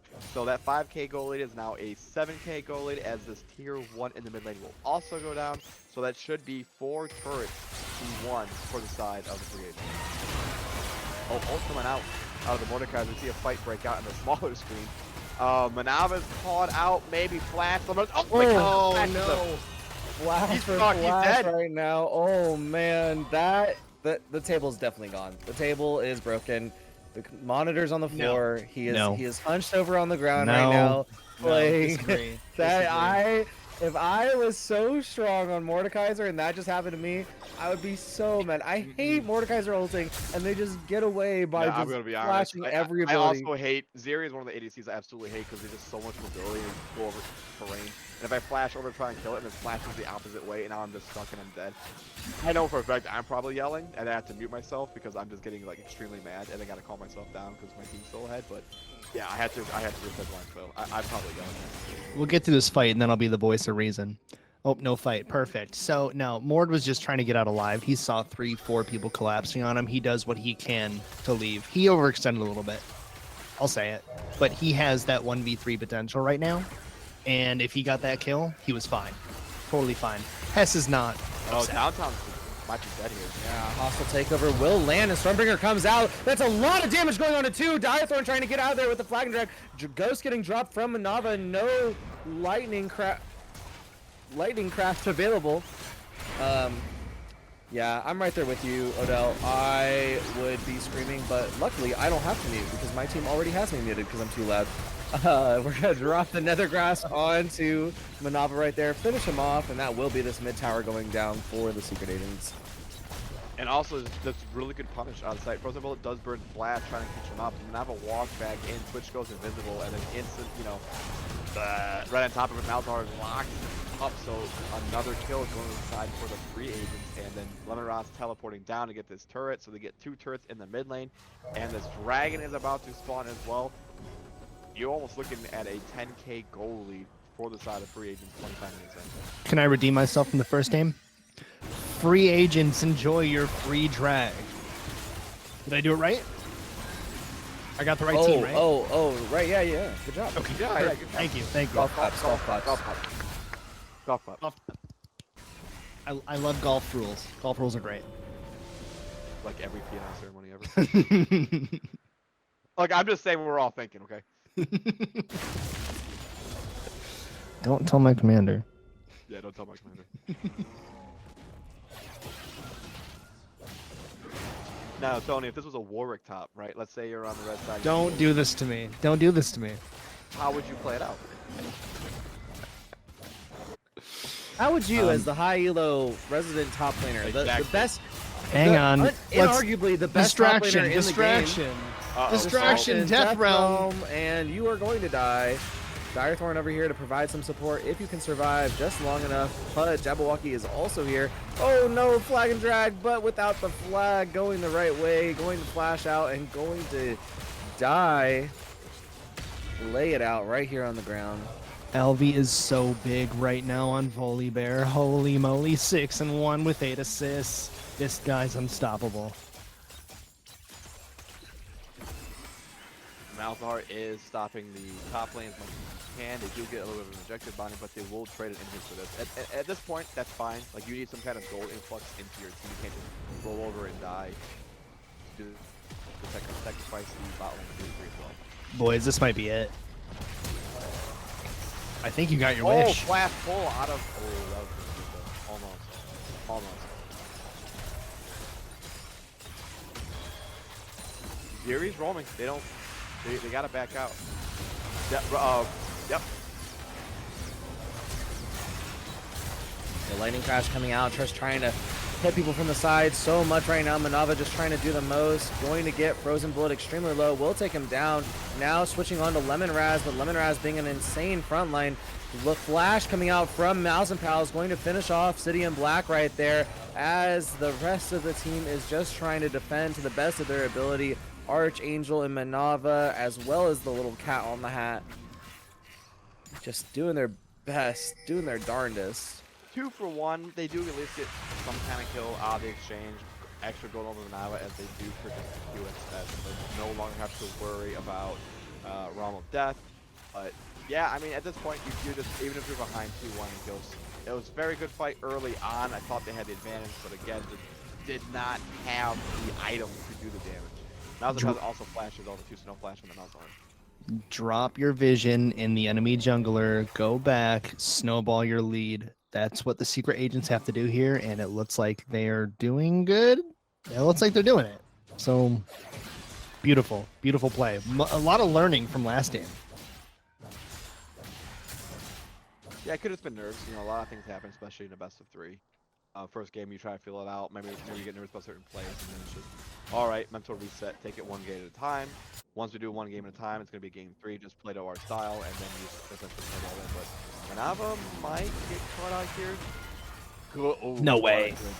Whoa, We got that oh, Zeri was flip. so good. And he burns Flash on that too. It's a little interesting. I think the first game we had a great showing of the Hawks performance, and this game we're having a great showing of the free agents performance. QSS coming out, Lemon Raz just trying to stall as much as he can, having to flash away, Spray and Pray going to take him down. Allison Tailcover not going to hit everyone, but the Nethergrass will lock down Archangel right there. Now it's only 3 to defend, and one of them is a cat, so I'm not sure about that. This might be game because that's 2 of their major damage sources from the side of the Hawks. Lemon Ross's awareness there to stay in the game, to not, overplay, overstep his bounds, fantastic. He's still 3/4 hell. He's doing great. This Mord is so big. Honestly, his ability to go from, broken desk to repair desk to broken desk, all in the middle of the game and still be able to play seamlessly, very impressive. Admirable. So now Secret Agents going on to the rest of the Hawks, trying to finish them off, but will just finish off the Nexus. Game 2 will go over to the Secret Agents, tied up 1-1. And here we're going to get ready for Game 3. Game 3, baby. Let's go. You two both wanted it. Here it is. I'm excited. I mean, based on the compositions and looking how they played, I figured as long as they keep their game plan, they would go to a game 3, and that's what we're being rewarded with. You're so smart and wise. Thank you for being here. And why I is also this gotta think, I was about to say, I gotta think the other one, the high elo jungler. Who? You, it's not me. Bro, in like 10 seasons, I have maybe like 400 games total. Have you seen my performance? Yeah, well, it doesn't matter. You still have it on your record. Sejuani's Flail, the villain of jungle, as everybody calls him. I mean, you also literally have a tattoo of your mate. I do not yet. Yet. Yeah, it's if I do, it'd probably be a chest piece with the lantern on the. Wait. A lantern? That's not Who how it are, works. wait, Odell, who's your main? Fiddlesticks. You and I need to be best friends IRL. Wait, are you Fiddlesticks? Oh, I love Fiddle. Oh, yes. I really like. I didn't play him all that much. I only started playing him when the rework came out, and I really liked how you could kite camps together when you were allowed to kite camps. And his wave clear or his jungle clear was insanely fast. And then obviously with his ultimate and the way his passive works, I didn't really have to buy pink wards all that much because NRX is both, and then you can also fight, completely change the game around. The only problem that you and I both face is obviously has a charge time, so if you get interrupted at all, you're just a ward. I started playing right before the changes to jungle, where you could still do the camp kite. Yep, that's exactly and what I'm talking it was so much fun. It was fantastic. And then once the jungle changes came out, I was like, oh. But ARAM, oh my gosh, oh, put me on Fiddle, put me on him. Your team's in trouble. I mean, Sedwashville gives me a lot of crap saying I'm better, but I have absolutely been spanked against his Briar and his Zinshao. So I'll let you spank something. All right. Okay, here we go into game Okay. 3.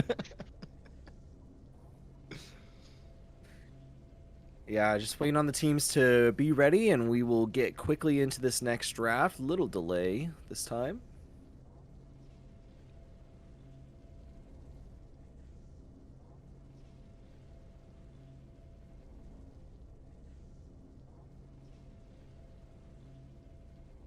yeah, it looks like one person needs the restroom real quick.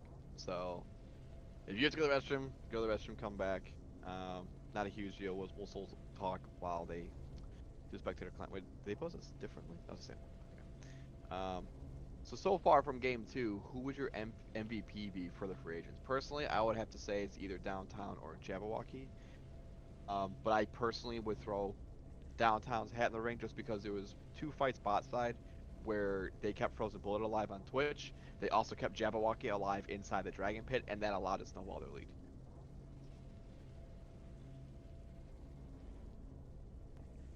Yeah, okay. I think putting Mal's through twice and him just having that like disgusting damage is insane. That being said, Albie on Jabberwocky, he's just doing insane. Lemon Ross is absolutely holding his own. Downtown, I think this is just a full 5 minutes. Soltz is doing great.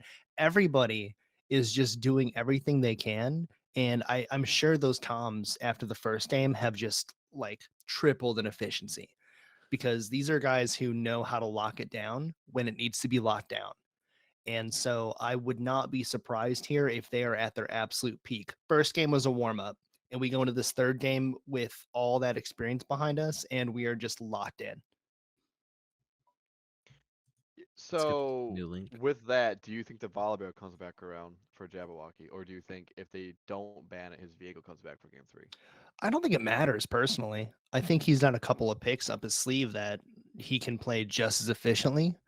And I mean, obviously, those are 2 very strong picks for him, but he's competent in general, and he has some very good shot callers on his team, as well as himself being a pretty good shot caller. So if they get these objectives locked down, if they get these team fights right, just like last game, and they keep building on those leads, that's what we wanted game 1, and we didn't quite see what we wanted. But game 2, we saw exactly what we asked for in game 1. I think game 3, it only gets better. Yeah, I'm curious how they'll pick Prio, because obviously, as we saw from the side of the Hawk, Twitch is going to be banned out. So yeah, they think that's a worthwhile ban. I would agree with them. Twitch was a force to be reckoned with, especially in the big game fights that happened. We'll see what Secret Agents wants to ban away from the Hawks. They will take away the Ace That was a huge problem in game 1. And there you said it. You said it. They let it go through games 1 and 2. Their response, insta banning Malzahar for game 3. All that damage, all the Leandries that he puts on with his Void Grubs and the whatever the little 2 balls thing is. I'm not a mid main. He's fantastic. So getting him off of that is good. Now I guarantee you he's prepped for this. He has someone in his pocket. You know, I don't want to lay too much claim, but just around the end of the season, before playoffs had started, I was approached by Mr. Jabberwocky and asked for a little hands-on jungle information sharing. We'll call it coaching. Not a coach though. And we ran through a VOD, we ran through a live game, and the performance level that I have seen from Jabberwocky early season to mid season, and then the difference just from when he asked for help and what he's implemented in his game since and what he's implementing in this series, even with the first game being a loss, I can see his pathing is very impeccable. He's not just going for kills as he was all the time with his Kayn that he is bringing us back, which I am so happy for.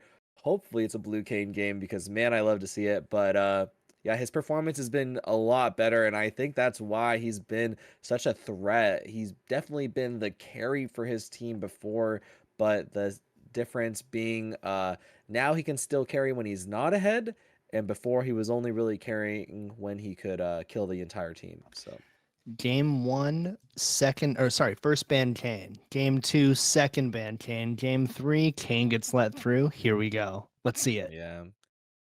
Zach was banned, so they won't have that for their comp. But the only one they have to get banned or pick away now is the Shen. So I wouldn't be surprised if they pick Shen topside. But also that was not with Lemonross on for the side of free agents, so they have a little more flexibility. Could it be the Aatrox? Aatrox is not banned, so he also has his Riven available. So we'll see what they prioritize for these next bans as well as his third pick. They do omit the Diana ban, take it over for themselves this time. Maybe predict Galio, there it the is. Yep. Aatrox could get picked, but just picking the safe laner of Garen. So we'll have to see how this goes. Galio potentially in the top, potentially in the mid. Even support? Question mark. Well, we'll have to see. Bit of a flex pick, so not showing your hand quite yet. Whereas the Hawks are showing just a little bit. It could be Diana mid, it could be Diana jungle. I will say, based off their history, that has been a Galio mid the last 3 times, or two or three times they had the Kane jungle composition. Caitlyn being hovered, being taken away for Manava, and there it is. Yep, there's Aatrox. So they're saying play a Riven if you want to play Riven, and we'll see what they prioritize. But I would imagine they'll try and save the counter pick for Lemonross, and they'll just pick a support here.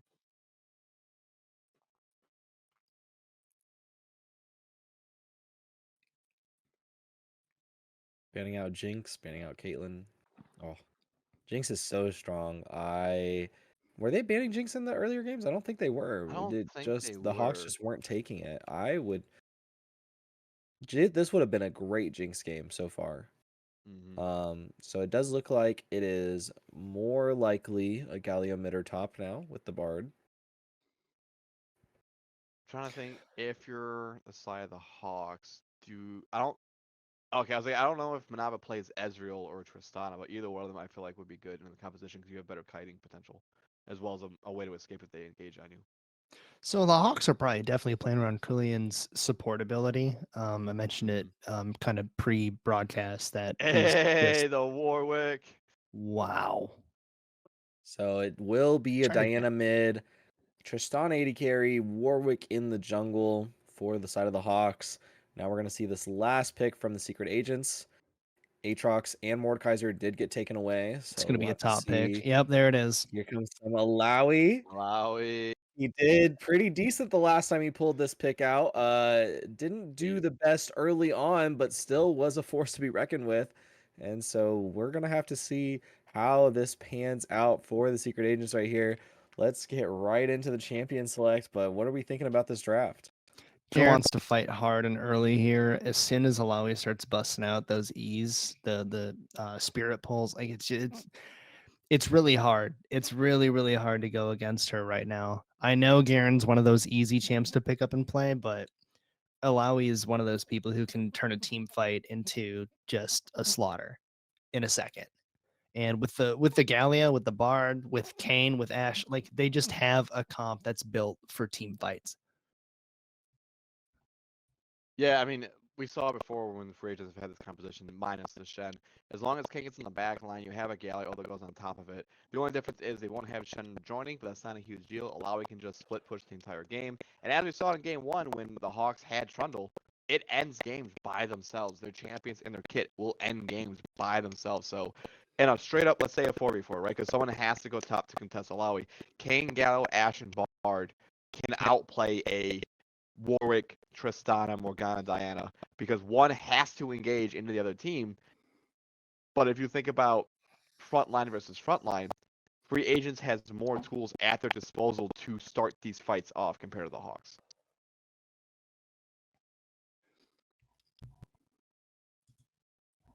Dire Thorn's going to have to really use that Warwick fear in a really good way. Now, Diana does have that like really, really uncanny ability to just melt the entire enemy team. So if she gets some squishies, you're not winning the team fight, period. So if those two plus Morgana can kind of get together and use their, their CC abilities properly, they could really turn some team fights, but it's kind of that 50-50 for me. I like where the from secret agents are heading into this game mentally. And the comp wise, they're really good, but the Hawks might have a chip on their shoulder. So we'll see how this one pans out. So I was gonna say the way Diana gets her ultimate off effectively is with a black shield. Without it, you still have a Galio taunt, you still have a Galio knockup. Ashe Enchanted Crystal Arrow can come in. For pick potential, you definitely still have the Morgana bindings, but also Bard still has, I forget what his ultimate's called. But if you lock down, let's just say 2 members, right, and they're not really expecting it, Bard can just walk in with a Galio ult on top of him. Here comes an arrow, here comes Kayn, and then it's just you're so late to react to that fight that it's over before it even begins. Black Shield is the most overpowered ability in the game. I am very excited to see Kulian wield it because in his disposal, it is a weapon. If we're gonna talk about this game and the most pivotal role, you could argue, okay, Warwick, Kayn, engagement, but I would actually argue the supports between Kulian, and I forget who's playing the support right now. Downtown. The reason I say that is both of these supports enhance their front line to stay alive. They also have peel potential for their carries, but crucially is their kits are designed to end or start fights. So between both of these players, I think they're going to be the most crucial assets to a victory or a defeat in this game 3. And they're probably 2 of the strongest supports in the entire league, to be honest with you. Just looking at raw stats, they are absolutely fantastic.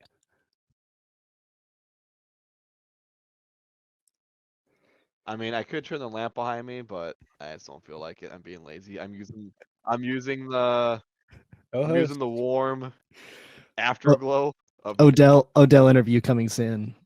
Oh, geez. Yeah. For all of our old school friends, I'll just turn on my Elysian Spirit Shield over here and get that damage reduction. Oh, that's right. It did do that, didn't it? Yeah. Yeah. I still miss Heart of Gold. You just 4-stack Heart of Gold, just buy 30 wards.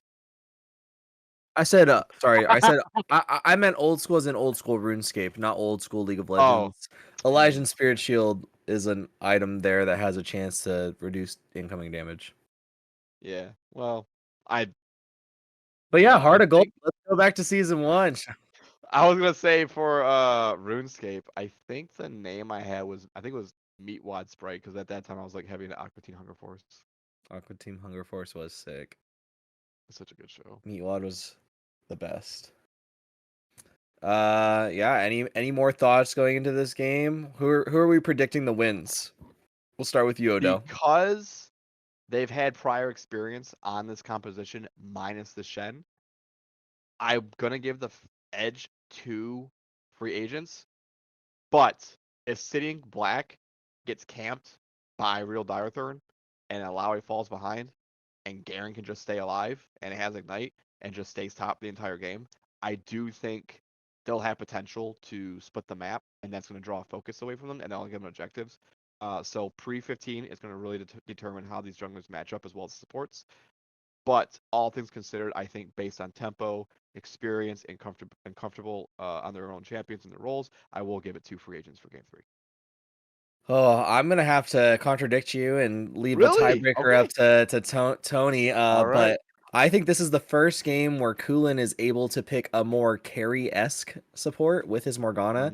Definitely way more supportive before, but I think just seeing his Morgana before, he is able to definitely carry these games with the Dark Bind picks and just the extra damage that he can provide. And honestly, with Manava, the way he wants to play aggressively, if you have a Black Shield to just keep him safe, I think that's going to be solid.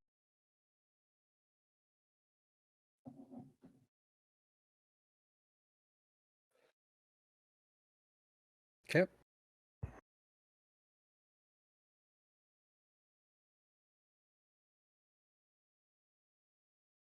So sorry for that. A little bit of errors coming out from from when we launched the game caused our producer's computer to crash. So we're getting it fixed. We are back in the game. We are just making sure everything is good to go, and we will get this game underway.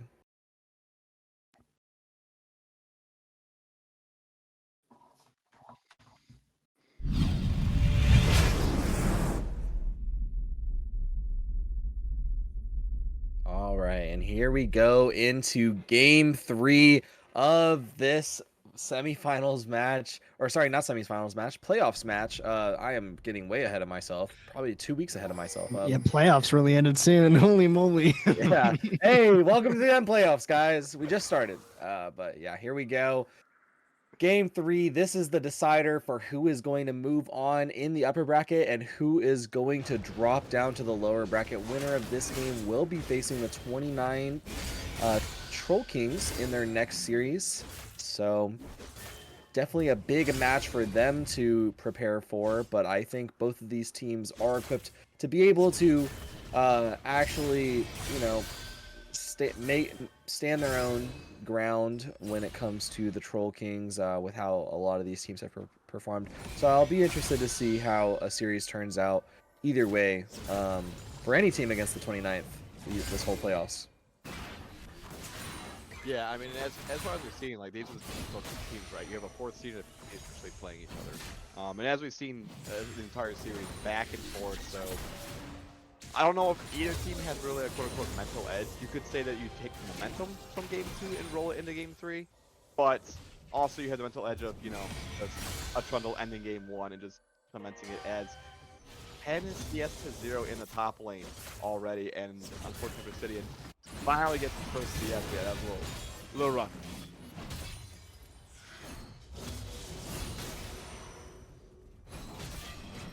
I pressed my O key and looked at top lane. 11 CS to 3 in favor of Alawi. Kind of what I was talking about. You don't want to let Alawi get... Oh, sorry, 15 to 3. You don't want to let her get this far ahead of you this early. I know, it's really early to say. But holy moly.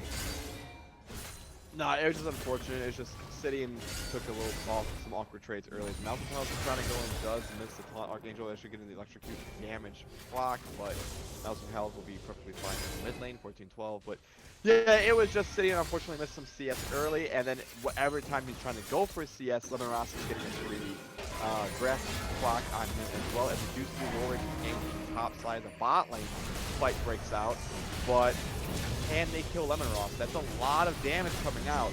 Does have Ignite. Will get Ignite first. Jabberwocky's right here, trying to turn it around. Will not be able to, and that will be the first blood, as you said, going over to Direthorn right there. And both of the Hawks, top and jungle, going to get a walkout after that.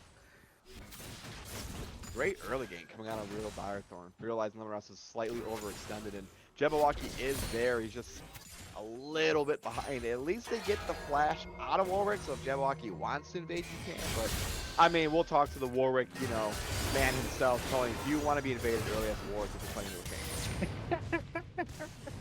We're just gonna keep doing this, huh? Yep. Oh, flash coming out from Mouse and Pals right there. Not able to take out Archangel, so going to get the second flash as well. Honestly, for someone who was going to die anyway, very well played from him getting the flashes out. And now we're looking in the bot lane to jump onto Frozen Bullet, going to force him to flash as well as Downtown. That's 5 flashes all coming out at one. Kane coming into the bot lane. No mana for Downtown. Going to get bound up, and Kulin trying to finish him off, getting ignited. Now that's the 6th flash coming out. Kulin just running for his tower. Manava also flashing. That is 7. Man, we have 8, 9. Can we make it 10 flashes for the home team? Oh man, we have 9 flashes getting burnt. The first one getting burnt in the top lane game by the Direthorn. But yeah, this is a game. Everybody is flashless, as all things should be. How fast can Tony Tallboy get shut up? It only took about 2 minutes. Holy moly, the Alawi going 0-2. Not a good sign. Garen, if as soon as he backs, he's going to have quite a bit of assist gold to spend in the shop. Yeah, unfortunately, Lemon Ross did flash, but he thought that Real Direthorn would pop the fear, unfortunately, he held it, walked back in, automatically gets hit with the fear, so that's why he died. But yeah, just some small misplays coming out after that. We'll be getting chunked out a little bit in the mid lane, but Archangel wants to fight this. Says it's fine, Galio. I'll fight you. Something. If the blue side here uses their CCs properly, they're gonna have a hell of a game, and they seem to be doing just fine. This Warwick is doing crazy good at holding those fears and making sure that Garen gets set up for success early on. You know what I love? Olive Jew. Versus Skippy. You versus Skippy Dingo. Cold on Warwick. This is the second comment that you've made about the Warwick top. I didn't say Warwick top. I said Warwick ARAM. There's a difference. Oh, you want me to ARAM it? All right. I mean, maybe Yeah, the two Warwick mains. Hey, the Maybe last we'll- time there was an ARAM, anything related to FMC, Okay, it that's was a different mass story. disliked. That was a different story. We don't Maybe- talk about this. maybe a little show match, 1v1. Me and Sergeant Robinson. What do you think? I'd be here for it. I mean, I'm down for it. That's Fort Meetup after dark, as far as I can tell. I mean, if you want to do it, we can try and run it on like a Saturday or something like that. But if you Sorry, see I'm another not- gank we for Lemon see Ross, ganks right oh man, here. he's just getting You do have Leap of Faith available. Will come out. That will be the Soul Pull and the Leap of Faith, Doesn't but instantly going down Ignite to ensure you cannot do any healing. And now Archangel waiting over here in the side lane, looking for an opportunity to gank. He does have the Moonfall available. He is not on any wards, so this is an opportunity for him to go in. Frozen Bullet has no flash. They're going to drop the Moonfall. They're going to get the damage onto both. Downtown trying to get out with the Magical Journey can only stun up 2 of these people. Will not get any of them, and that will be 2 kills going down in the bot lane. That is so massive. Not only do you get 2 kills because they burn the Flash Mass Exchange, look how much CS Manava gets to clean up on this. And you should be able to get at least 1 play. Jabberwocky is trying to take Void, will take 1, saying, alright, I at least got 1 secured, but that's boost for the side of the Hawks coming out for this game 3. 5-1 in kills, 2k gold lead. Galio's gonna mess with Diana a little bit. Oh my word. This is going. the series too. This is the first game where the Hawks are starting off with a lead in the early game. So, with how scary that they have been being behind, crawling it back, and even holding on for dear life in games 1 and 2, I am worried to see how this game's going to turn out for the Secret Agents with such a strong start from the Hawks. I'm not, and the reason I say I'm not is because the last time this comp is not the Alawi, but the Shen and the Galio, when it was played against the 32 IS, they were winning by a large margin. I think it was 5 or 6k, and they actually pulled it back, and Jabberwocky absolutely popped off on this game.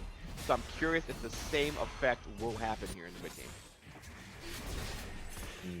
Yeah, look at that gold graph, 3.3k on the real Direthrone leading his team to victory, but Jabberwocky 3.1k not that far behind on the game. And you know what I'm doing if I'm pressing tab on the Hawks right now? I'm looking at the top lane. I'm saying, oh, Lemongrass is 0-3. He is in critical state right now.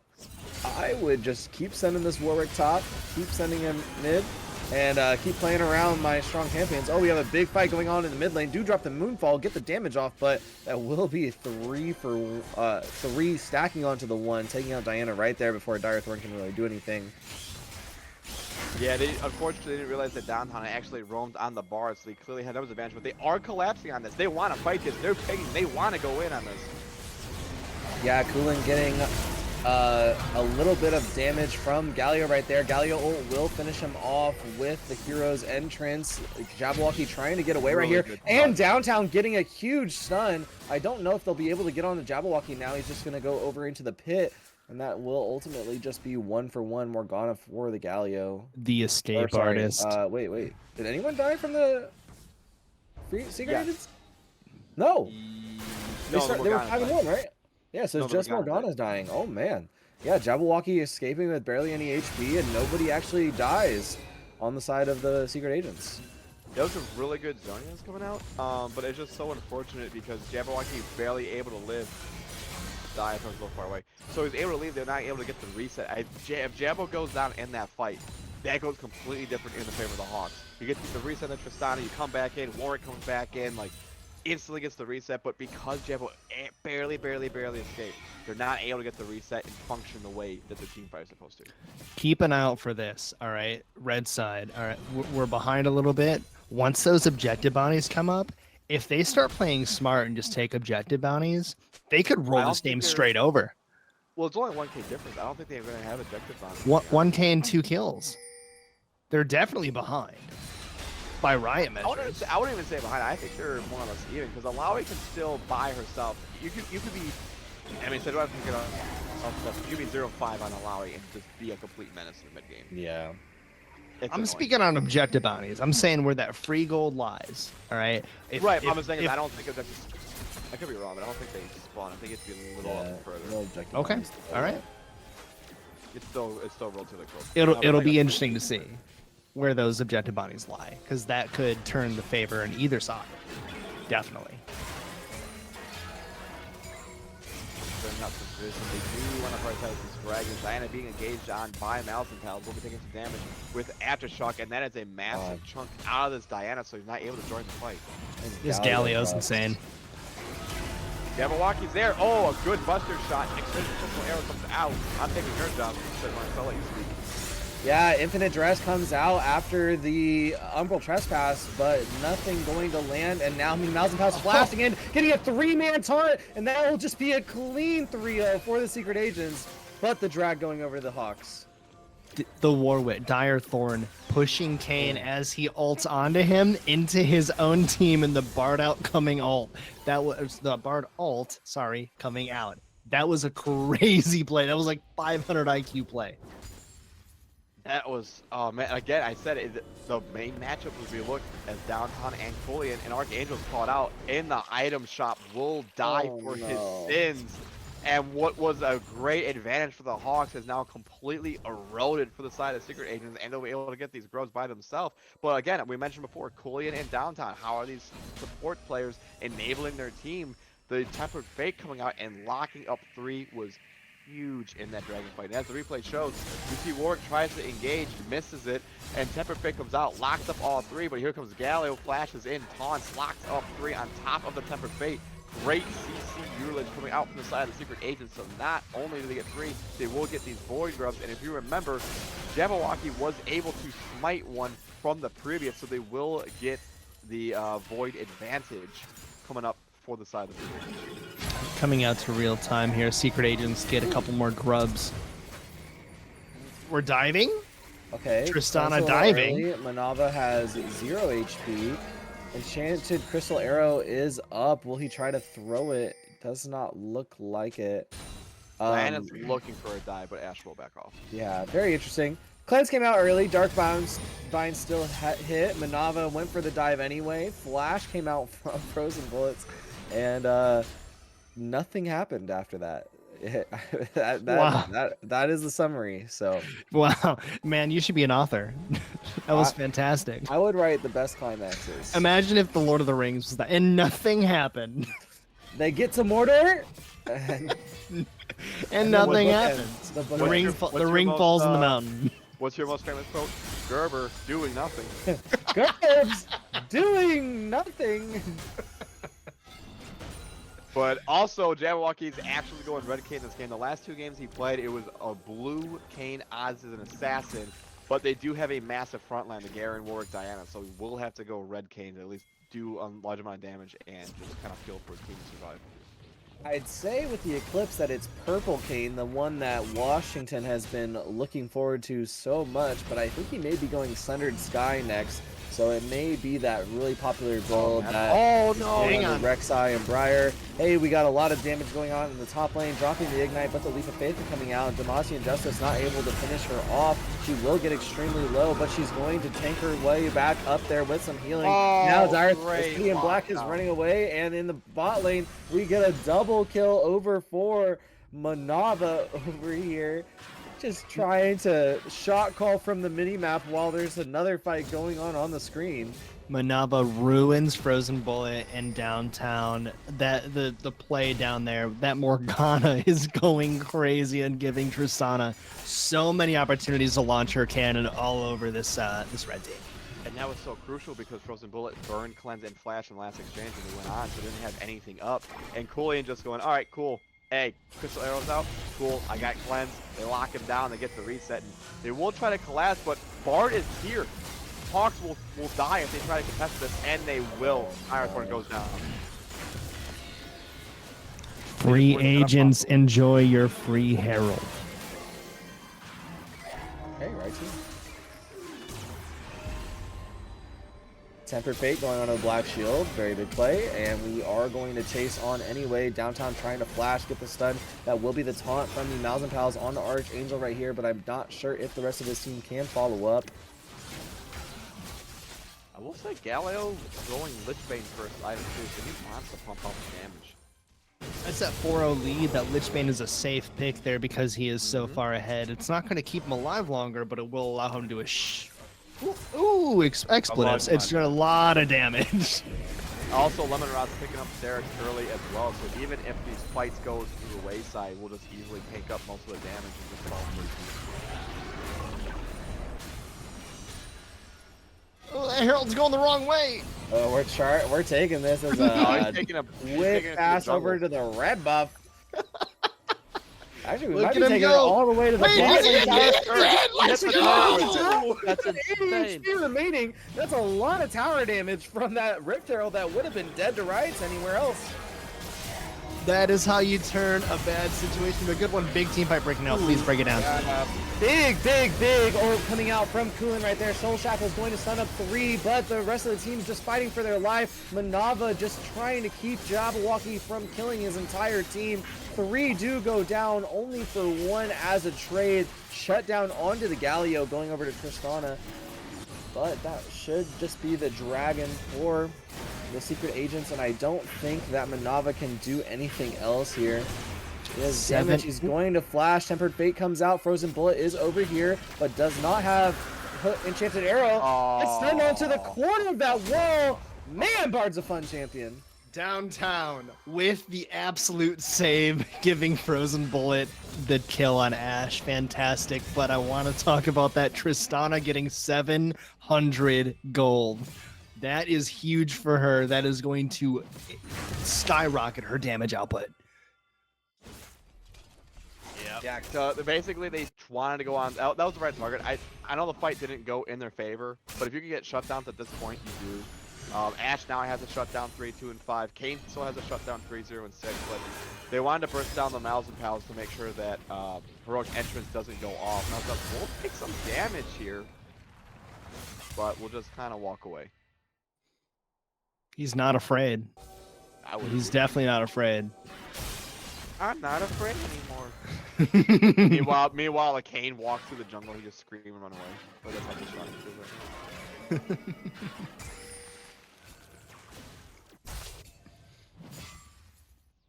I will say, for as much CS as City and Black was behind early, he's actually caught back up and is actually heading to top stage. But this is a gang. City and Black will go down here.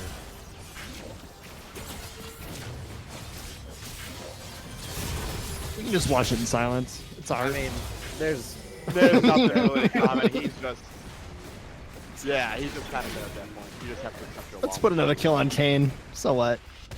He's only the 50. tower trade in the mid lane. Honestly, Absolutely. pretty smart from the Hawks to not just let that happen for nothing. Just taking some towers now that they're opening up the game a bit more. 2 towers to 1. Honestly, the game is pretty close, even if the scoreline didn't show it with the fights that the free agents were winning for a period. Now You don't want to pick trying this fight fight as Diana. You don't want that. Yep, we're gonna get the soul. We're gonna get the leap of faith. 2 tentacles come out, trying to finish off Lemon Raz right here. That should be a kill. Manava going to jump in, finish off that kill.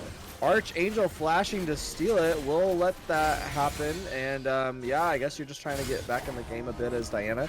A little questionable. I think it was gonna go down anyway. Just let it happen. But that is a fine on the Frozen Bullet. Clemens and Flash having to come out. Tempered Fate going on 3, saving up Jabberwocky, but now Jabberwocky going in with the hero's entrance. Galio coming in from the bot lane. Now we're going on to the rest of the team. That will be Direthorn going down, and the secret agents just getting in and out real quick, despite it looking so grim at the beginning. Oh man, it's Julian has to survive here. Jabberwocky goes on top of him. Frozen Bullet caught out. Uh-oh. Yeah, Umbral Trespass. Meanwhile, under the tower, the Hourglass did come out from Morgana, and now we're going on to Manava. Manava having to flash away after that knockup, good just rocket hiding away for his life, trying to finish Jabberwocky before someone dies, and that's another shutdown going over to Manava. 850 gold. You don't want to keep putting kills on this Tristana. Her bombs are going to do damage. She is getting so big right now. So two things that happened in the last team fight. City of Black tries to flash on Frozen Bullet after, Infinite Duress goes on top of her. So burns the cleanse, burns the flash. Unfortunately, Frozen Bullet stuck around, allowed Manava to jump back on the Ashe, gets the kill, and as we see the replay coming out, you will see heroic entrance. So Garen Flash is top side of the screen, so he's in a 2v1. Meanwhile, on the mid side, Warwick goes down. Hawks have the advantage. All they have to do is just accept it, back off, you have the advantage. But they try to get aggressive. Jabbo wants this kill, sees Kullian caught out position, but it's not worth to go on the support. And in the meantime, Frozen Bullet steps up here, gets a shutdown, so that's 700 gold. All right, Morgana's down, Flash is great. Flash out of Manava, and then the jump away. So Jabberwocky is just caught completely out. So right here in this fight, another shutdown. You essentially gave over 1.3k in that single fight alone. You thought she was scary beforehand. She's going to hit extremely hard the next fight as we... Oh, I don't... Collector? Do you go Collector this late in the game? Collector's interesting. I would have had an LDR. Yeah. With Galio, Kane, Alawi, like LDR, or even like the Executioner's Last Whisper item. Are we looking to get rid of the squishies first, since they are full of items right now? You got Bard with Frozen Heart. He has a towel. Light breaking out. Dragon Pit. Soul right there, but we got the Black Shield, so not much going to happen, but a little bit of damage going on to Dire Thorn and Kulin. As this fourth dragon is spawning in the game, Kulin going to have to be a little bit careful. So many wards in their own jungle right now. And it looks like it's just going to be a clean dragon going over to Secret Agents.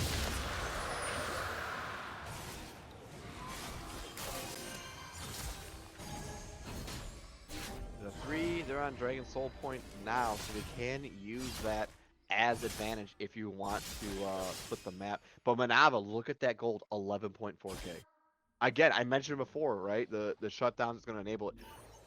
But, like Sejuani's Phil pointed out, I just don't think Collector is the item that you get at 23 minutes. I think you go LDR, that allows you to just absolutely shred this Galio and this Kane. Because you look at Galio's items. Cool, he's got Shadow Flame and Lichbane. He's going full AP. Kane He's had a lot of... Yeah, right. no, go ahead. He's There's had a lot of that tankiness, right? Yeah, there's no... Like, obviously, if you want to go, okay, Riley, or oh my god, I'm blanking on the item that, it's an MR, it reduces magic resistance around your teammates, but you get that, you can use that as an armor item, but the only frontline, what was it? Abyssal Mask? Abyssal Mask, thank you. Yeah, but good again, one. I mean, you don't really have as much AP because Bard is going to full tank, so maybe that's kind of something they talked about in the comps, but outside of that, Alawi can still survive. Now let's pick up Sun and Sky. Alawi is going to be incredibly hard to take down unless you have some way to just thread through the amount of armor stats that the champion gets. It might be a bit of an ego play. It might just like, we're 6-2. Let's go with the Collector. I don't think it's an you know- ego play. I think it's just probably like autopilot at this point. Okay, that's fair. I think it's just like, I picked this item up, and probably not paying attention to who's really far ahead and what's kind of going around. Because obviously, if you're ahead early on Trist, right? Oh, that's a fine item. You get extra gold, right? That's perfectly fine. But 24 minutes, you have a 5-1 Kane. Yeah, the Alawi 0-4, but it doesn't matter. Still an Alawi. You have a 2-2 Bard with a Frozen Heart. Like, you definitely need something to get through just the pure health from the side of. Ghostboro coming in clutch for Bard here. Busting out every single ward that he breaks, that Ghostboro pops out. Fantastic vision for them. Also, since you've kept count, do you agree with the Warwick items? I don't agree with Warwick. Straight up. I just don't. Like, he's just not. He hasn't been strong in a couple of metas. Oh, flash knockup Manava coming might out be dead. from Jabberwocky right there. Manava has the black shield, but not able to do much more. Hero's entrance going to knock up and finish off the other two, and that may just be the Baron for the Secret Agents, as there's only 2 members left standing, and neither of them are a jungler. Lemonraz pushing out into the bot lane, just trying to slowly get this tower siege, and he's not needed of this Baron, so may as well keep going. Oh, I missed the E. They didn't get engaged on him once he does get the early ignite down. Lemon Rock Yeah. will pop it. Yeah, should have forgotten. Does flash, but boy, staying alive a lot longer than I thought he would. Finally goes down. As We'll get a Baron. Tristana, that jump, bringing Kane into the middle of your team when he's 7-1, horrible idea. Absolutely horrible idea. You are going to get your team killed, especially when there are 2 other Secret Agents ready to clean up kills. Honestly, was- if I'm Tristana, the first thing I'm doing when this Kane tries to come for me is ulting him away. Because Absolutely. if you let him get on you and get a chance to ult you, you may just be going down. Who cares if it's Red Kane? He's got a Black Cleaver, he's got a Spear, he's got an Eclipse. He's gonna do a lot of damage. And you don't have the lifesteal yet to survive that. It's And not Oz- just about killing her. It's about she literally brought Kane into the middle of her own team to just wipe out another kill. He just collected off of that. The whole Secret Agent side collected off of that. You're now very far behind because of that. Dragon's up in 39 seconds, and they don't even have power for this. I mean, you have Diana in the top lane. Galio has TP. You don't have none of these champions for the side of the Hawks have TP. So if they really want to, yeah, you kill Galio here, but it doesn't matter. You get Dragon Soul, and that looks like what they're trying to exchange. But I don't know about this play, to be honest. There's nothing top to get. There's a bounty. Oh my Look at god, the so shutdown. much damage coming out of Miles and Pals right there. They're Archangel losing barely everything else. living. They have Baron Wow. buff. Cooling getting chased onto, did not have Black Shield available, it seems like. Yeah, just came back up, dropping the Soul Shackles onto Jabberwocky right now. Downtown just trying to finish him off. Does drop the Ignite. That will be a kill. Now Jabberwocky still having the Umbral Trespass, able to do something, but getting chased out of the base by Direthorn and Manava. That's too deep, man. That's what they can do. Yeah, he got it. Yeah. These Secret Agents just have this whole map locked down. City in Black going down. You know, he's very much surrounded. Maybe not. You have to respect this Red Kane. Oh, Oh, the man, critical Manava arrow with a down. very good cleanse. You need to respect the Kane. He is just very strong. So much setup and able to just stay alive in these fights. And he wants to thrive in these longer fights where you just keep trying to fight his team. He can keep re-engaging. It's fine. And it's Look- and out of all the dragons, that's probably the worst one to have on a fed Kane is a Mountain Soul, because now he's just gonna have extra armor on top of it. I mean, now we see they're trying to get the between LDL that or from Ocean. Manava, but yeah, Extra armor on the 7-1 Red Kane. We also have a kill on Alawi. 1 in 5. Let's check those stats at the end of the game. That one kill, that could be a difference. I know we're getting objective bounties here. Oh, they're not. Yep, they are objectives. Does Diana make it out? Absolutely not. No, just Absolutely save the flash. Just drop your, like, if anything, just drop your ultimate. You're,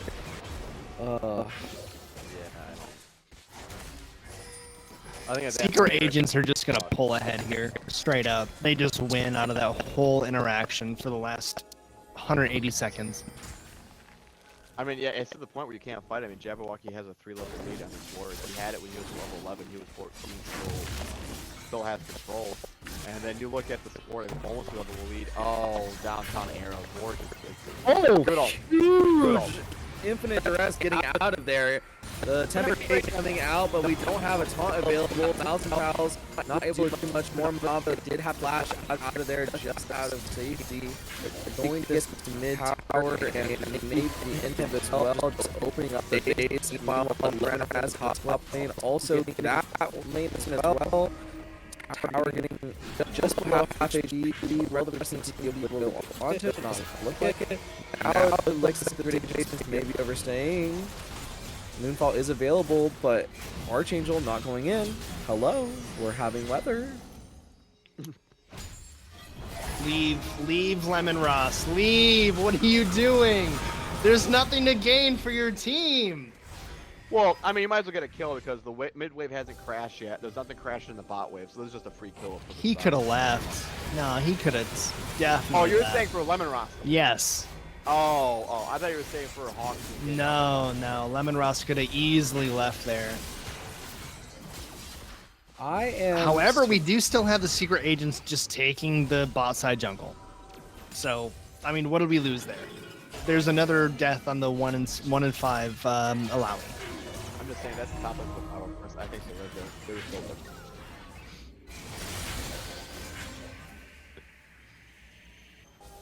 But yeah, essentially you do have Baron up in a minute. You can potentially try and play around that. I would say just try and stall as much as you can. Obviously the wave clear is going to be all on Tristana, but I think the main objective is to play for this Elder in 3 minutes. That can easily flip this game on its head. So you just have to stall Turtle as much as you can, get vision control, clear out vision, get any camps that you can, do not overextend in these lanes, and yeah, you just have to turtle. You just have to turtle and hang on for dear life.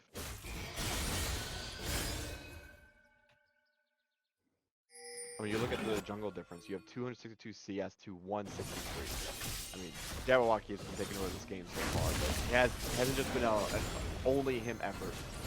He has been enabled by Downtown on this barge. He's been enabled by Lemon Ross taking a large amount of heat on the top side that allows him to play around the map as blue buff will spawn and they are picking it. We've got an Elder spawning in about 2 minutes and 15 seconds. I mean, if secret agents get this, the game's over. Surely, right? Oh yeah, it is. It should be. Like I said, they're gonna prioritize Baron here, and then what they'll probably do is just say, okay, Lemon Ross, we're gonna send you down bot lane by yourself. We're gonna have you just split push, and then we're gonna do Elder. And if they engage on you, it's a free Elder. If they engage on us, we end the game. Temper Fate coming out, going to stop up Manava for a moment, not able to do much more, but the Infinite Duress going to lock down Jabberwocky as the hero's entrance comes in, only knocks up 1. Cooling getting a Soul Shackles onto 2, maybe 3, but Flash coming out for the taunt onto Archangel. Huge Moonfall, but does not get the damage. That's 4 members alive on the Secret Agents, only 2 alive for the Hawks. They're running into their base. This may be the game. We're gonna have to just they don't have a way. Tight our fingers. Another wave coming in, flashing for Manava right there, not able to finish him, not able to do anything right there. City in black, half health as well. They're going to heal up on the base as the next mini wave come in, but there's 4 members alive. They're going to have to go onto the base right now. The Hawks are going to have to fight for this shutdown one. on the Galio. It's a huge shutdown on the Galio. They're going to be able to push the rest of the people off. No flash available on another kill. Now they're going to get him as well. Now they're switching on with the Ample Trespass on Jabberwocky coming out. Not going to hit the knockup, but that will be the soul coming out from Lemon Ross, trying to get Manava, but the rest of the team is spawning. Here's Leap of Fate coming out, going to finish off Manava. Meanwhile, Jabberwocky going to run out into the jungle. Diathorn staying alive with 7 HP as they take out Lemon Ross. Holy cow! The Hawks fight to keep the game alive. 3 alive to 2, and let me tell you that Elder spawning in 30 seconds. We are gonna have a mad dash, I guarantee you. Now, which side is it gonna be for, Baron or Dragon? You have to do Elder here. And I think, yeah, and then obviously for the side of free agents, they're gonna look for a pick. They're hoping someone overextends. If Diathorn overextends here, that's theirs. But they don't. They were to say take it. They're gonna do Baron. I don't think you do Baron here. Elder is such a game changer. I guess they're just gonna say that's fine. We can't contend to Elder. They're respawning before our bot lane. Secret agents, no. Ash put the eagle out. Well, they had a red, they had a big one on it, so they know they're doing it. So they're just gonna trade effectively. We're gonna trade Elder Dragon for the Baron. Honestly, if I'm the Hawks right here, I will take the Baron. Anything to help me stay in this game longer. An objective bounty as well. Frozen Bullet, no flash available. HP. That's why we go Collector, I guess. We have LDR now. Tristana is online. Holy cow. That was 3 auto attacks, guys. She has the LDR. She also has Navari's. These bombs are gonna do some damage, boys. It's gonna get crazy. Just playing peekaboo, like, hi, I see you, now you don't. Like, And Like, Manava has oh just my- hit full build, everyone. So he is strong. That's crazy. That was insane. I did not think Ash was gonna die that quickly. Got a little squishy, put a little bomb on her. If you asked She's me just not gonna 5 last minutes long. ago if this game was still going to be going on in 5 minutes, I would have said no. I would have said the secret agents would have won by now. I am surprised we are still in this game right now. It's all because of Cooley and Manava working in tangent. Just keep this Tristana alive. That's their main goal. As long as Tristana stays alive, you win. But again, they've played this comp before with this Kayn. Kayn is such a hard champion to remove in the later stage if you have some other way to enforce his will. You have Tempered Fate. You have Stand Unite, or not Stand Unite, Heroes Entrance. Both of them they're huge for enabling Kayn to just push his will on the map. So as long as he gets silenced and you can burst him down, but again, you gotta play now into this Mountain Dragon. 50% armor and MR resistance, so it's not an easy task by any means. It feels like both of these games are just dancing on the decider being which AD carry is able to do the most. Because both of these teams have beefcakes just trying to do as much damage as they can. But Manava and Frozen Bullet are just neck and neck when it comes to who is going to help their team close this game out. The Elder Dragon is available. Flash coming out from Archangel to dodge the Tempered Fate right there. The Soul not going to get grabbed from Lemon Raz. That will be the mid inhib going down and the top inhib as well. Now Manava getting a lot of damage down, going to blow up downtown, get him about a third HP. And the rest of the team going to Another look on. binding That's comes huge. Now we get a move for Arna too. They're going to get the Infinite Duress and the Hero's Entrance. Now they're going on to Nemazagaz. They're going to finish Raz as well. They're going on to Lemon Raz. They're going to finish Lemon Raz. Frozen Bullet. The rest of the team is going down. The Secret Agents are in shambles. And the Hawks are gambling with their lives, but they're ultimately winning these fights. Holy cow, the Dark Binding! This is what I was telling you! Coolan carrying these fights! I don't know if they can end the game though. They have to get the wave through a whole super minion. I mean, you do have Tristana to bump this up. City's gonna have to tank some of his turrets, please. I know Tristana, you said this late in the Kulian's game, carrying. No, go ahead, please. They can't end. They can get inhibited. You look at that timer, they have 20 seconds. They have to keep this wave alive if they want to end now, but they're not going to be able to because Bard is up, does have Tempered Fate for these turrets. The best you get is inhib and leave. Do not press your luck. That was a huge fight. Leave. Yeah, just get the inhib, get out. You just got so Correct many play. objective bounties. Look at the gold right now. We have closed the lead to That a is 2K gold lead. Let's look at the graph even. Like, look at how the gold has fluctuated this game. Early lead for the Hawks. Huge lead. The most of the rest of the game from the Secret Agents, going all the way to an 8,000 gold lead, and now we're closing it back up to just over 2K gold lead. Tristana's not going to be dead anymore. Tristana sold boots for a GA. Oh man, that's going to, this next fight is going to be off the back of if Tristana can do the same thing that she has done the last 2 or 3 fights. And what's interesting is since they got Baron last time and they handshake the objectives, their only difference is an 9-second differential between Elder and Baron spawning. They see Jabberwocky, but the reason Jabberwocky went down so early was Garen silenced him into, or Kulian binded him with Morgana into a Garen silence, so he could not ult anyone. And then Manava just pumping out damage. Kulian has to be careful here. Oh, good timing on the Fast black on these shield. black shields. But Very that black quick with shield's them. down though. That's a long CD timer. Is it? We'll have to see. I think don't it's think it's that long. Okay. At this point in the game, 10.3 seconds. Okay. They do have a window. Pretty Though, is basically what I was trying to say. They have a window. Yeah. So, looks like the Secret Agent's just trying to open up the bot turret, get the rest of this base open, and try to ride the safest way to end this game. It comes down to macro play. 40 minutes in, doesn't care about your goal lead, don't care about your kills. Dragon might have a small impact, but it's all about macro. How well you're communicating with each other.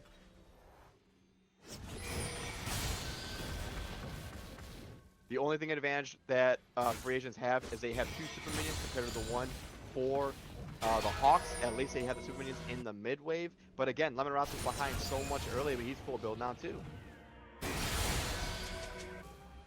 So they have to be careful. Yeah, someone, and if you have to send someone top to contest these waves, they will send Garen. Do we see a 15-minute game here? No.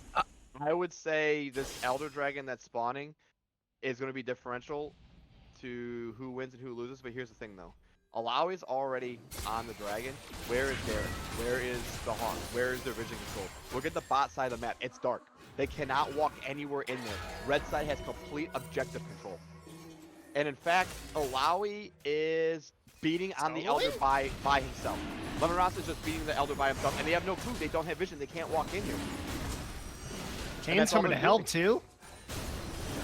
Yeah, he's just going to duo it with Jabberwocky over here while the rest of the team pushes. But look at Coolin. He's going for a flank. He has not been able to go in right there. Huge flash, soul stack onto 3. Figure the stun onto 3 as well. Teleport coming in from Lemongrass, not able to do much more. Infinite Duress down onto downtown. Hero's Entrance does get some knockups, but we have Moonfall going in, doing a ton of damage. But Nava's still alive. People are flashing over the walls. The Guardian Angel's going to go down. Coolin trying to get to his team, just trying to keep him in his 80 carry alive. Does get away from that knockup, and City and Black getting out with the skin of his teeth. That is 2 for 4 overall. Huge win from the Hawks and getting them off of the Elder Dragon.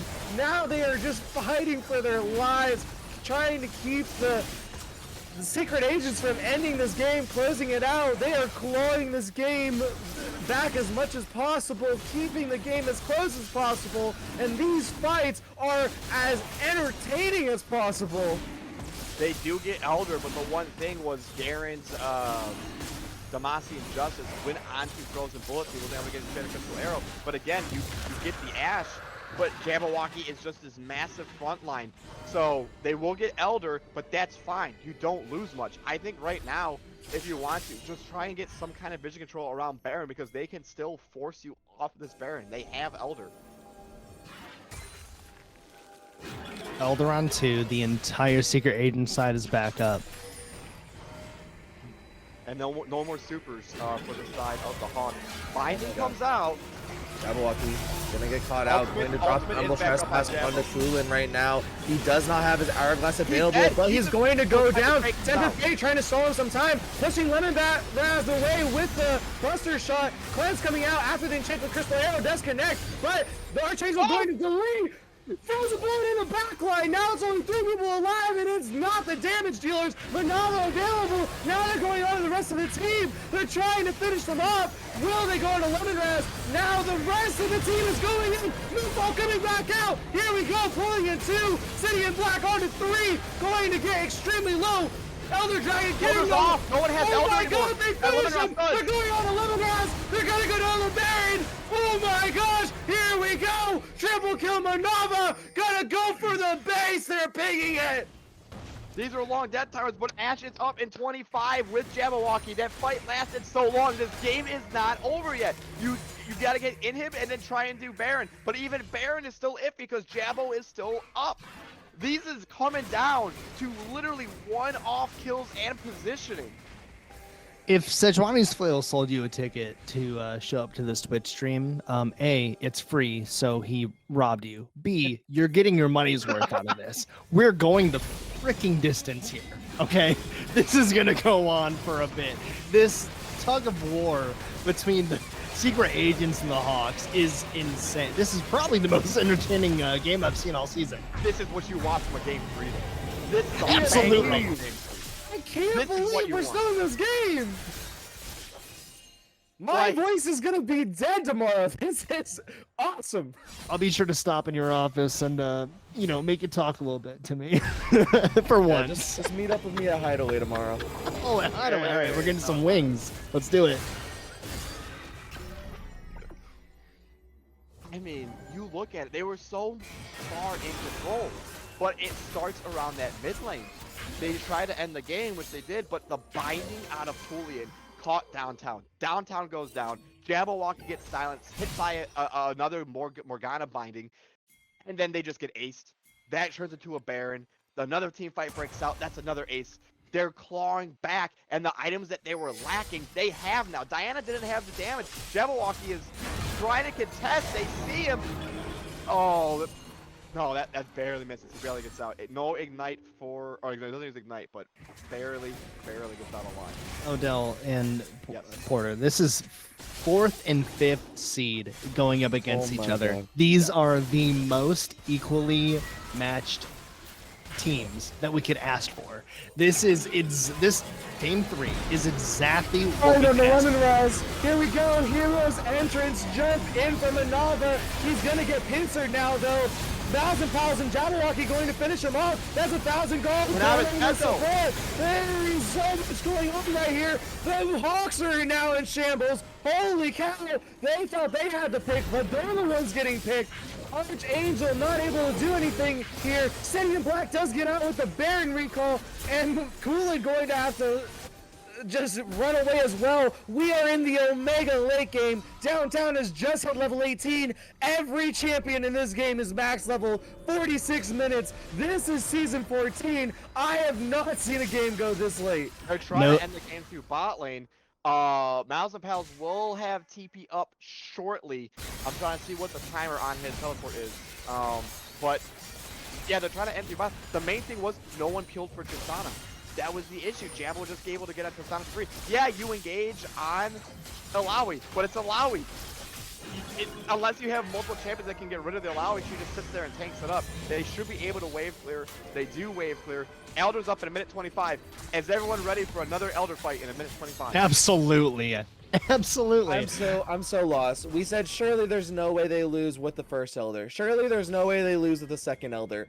Surely there's no way they lose with the third Elder, right? How many games can you play and you say, yeah, I got 3 Elder Dragons this game. Oh, but we still didn't close it out somehow. What is going on?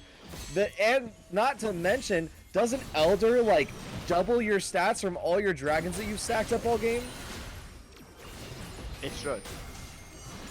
So this is huge. Also, Manava did not, this is actually important, Manava didn't burn Flash, he didn't burn Flash, and he didn't have GA last fight. All 3 are up this time. Everything's back.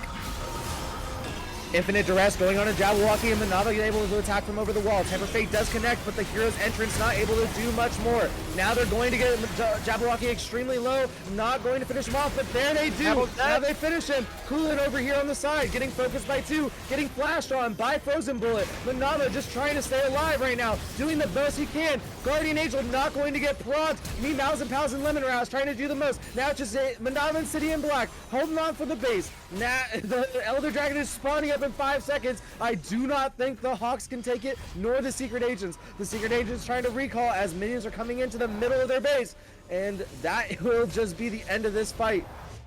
Oh, Sidian not able to cancel that back. I think he was nervous. But no, they got to clear out this mid wave. I mean, you look at the super minions that were just pouring in, and that's a big, you know, I told Tristana had GA Flash Cleanse, had to burn the Flash and the Cleanse. So the second iteration can easily engage. So that's 2 big summoner spells down from the side of the Hawks. They're just coming to wave clear, but they want to contest. They're saying we have the numbers advantage. We can kill the Tristana as long as we stay on top of her. So they might just try and get City in Black as a pick here. City in Black has to be careful on this Garen. They will get spotted out. Manava's over here in the side, though. I would have, if I was Sidian, I would have baited that fight to happen right there. Oh. Lemon Ross and Mouse and Pals both have teleports. So And if the they most lose, important thing, they'll fall Manava didn't lose his GA right there at the end. This Elder's going down. Jabo's here already. It's getting extremely low, but Direthorn's coming in. He's going to ult right into the middle, but goes through the entire team and gets out the other side. Holy cow. Archangel getting extremely chunked. Enchanted Crystal Arrow going on Direthorn, and now they're going to focus him down. He tries to flash out, but not going to be able to get out. The rest of the team is just running for their life. The Dragon is still extremely low, just below half HP. Archangel looking for a way to get in here, but he's not able. That will be the 3rd Elder Dragon going over to Secret Agents. Flash coming out from Coolin after the Tempered Fate, and teleport going into the base from Lemon Raz. The Hawks have to get back to their base to defend.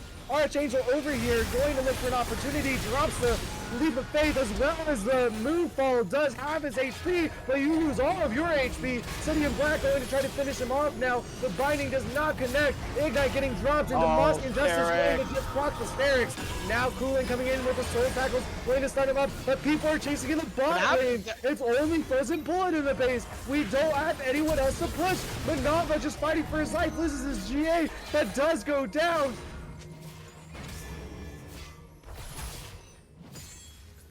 Holy cow. Warwick is back up in Warwick is back up. I don't think I can survive a replay. We can watch it again though. Chat, can I get a stat check on how many casters call the 50-minute game? Real quick. This just in zero casters. Gabble's trying. Gabble No, I did. I said Morgana it. binded, slowed. They'll just be able to leave, and they have Elder. They still can't end right away. Another This is bind. insane. 50 minutes and we're still pretty much neck and neck. They will And go for Baron. We're only in here because of the infinite scaling from Brad. 90 chimes collected.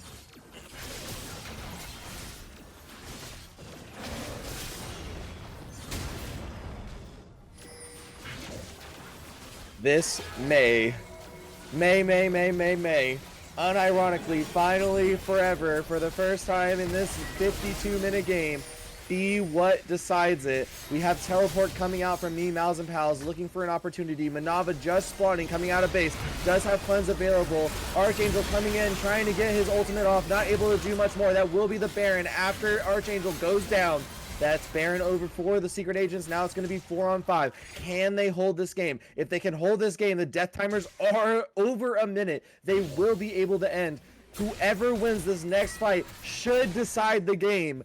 Let us see how it gets played out. We're pushing this mid wave in. We're going in with the top lane as well. There's only 3 people in the base right now. Lemon Raz and Frozen Bullet are not quite there. City and Black and Manava just trying to clear out the wave. Coolian looking for an opportunity. Does land another Dark Binding, but not able to do much more off of that. There is a wave in the bot lane that they can switch to as well if they want to play this extra safe. This game's gone on extremely long. You need to make sure it gets closed out correctly. Tempered Fate going to connect onto Dire Thorn. Now we're going to look to see if the team's going to go in. Frozen Bullet jumping it, or getting jumped in on by Manava, and Manava just dying. That may be the end of the game. The Soul Cycles come out. The Infinite Duress does not connect. Garen does not able to do anything. That will be the game for the Secret Agents. Holy cow! 53 minutes. GG.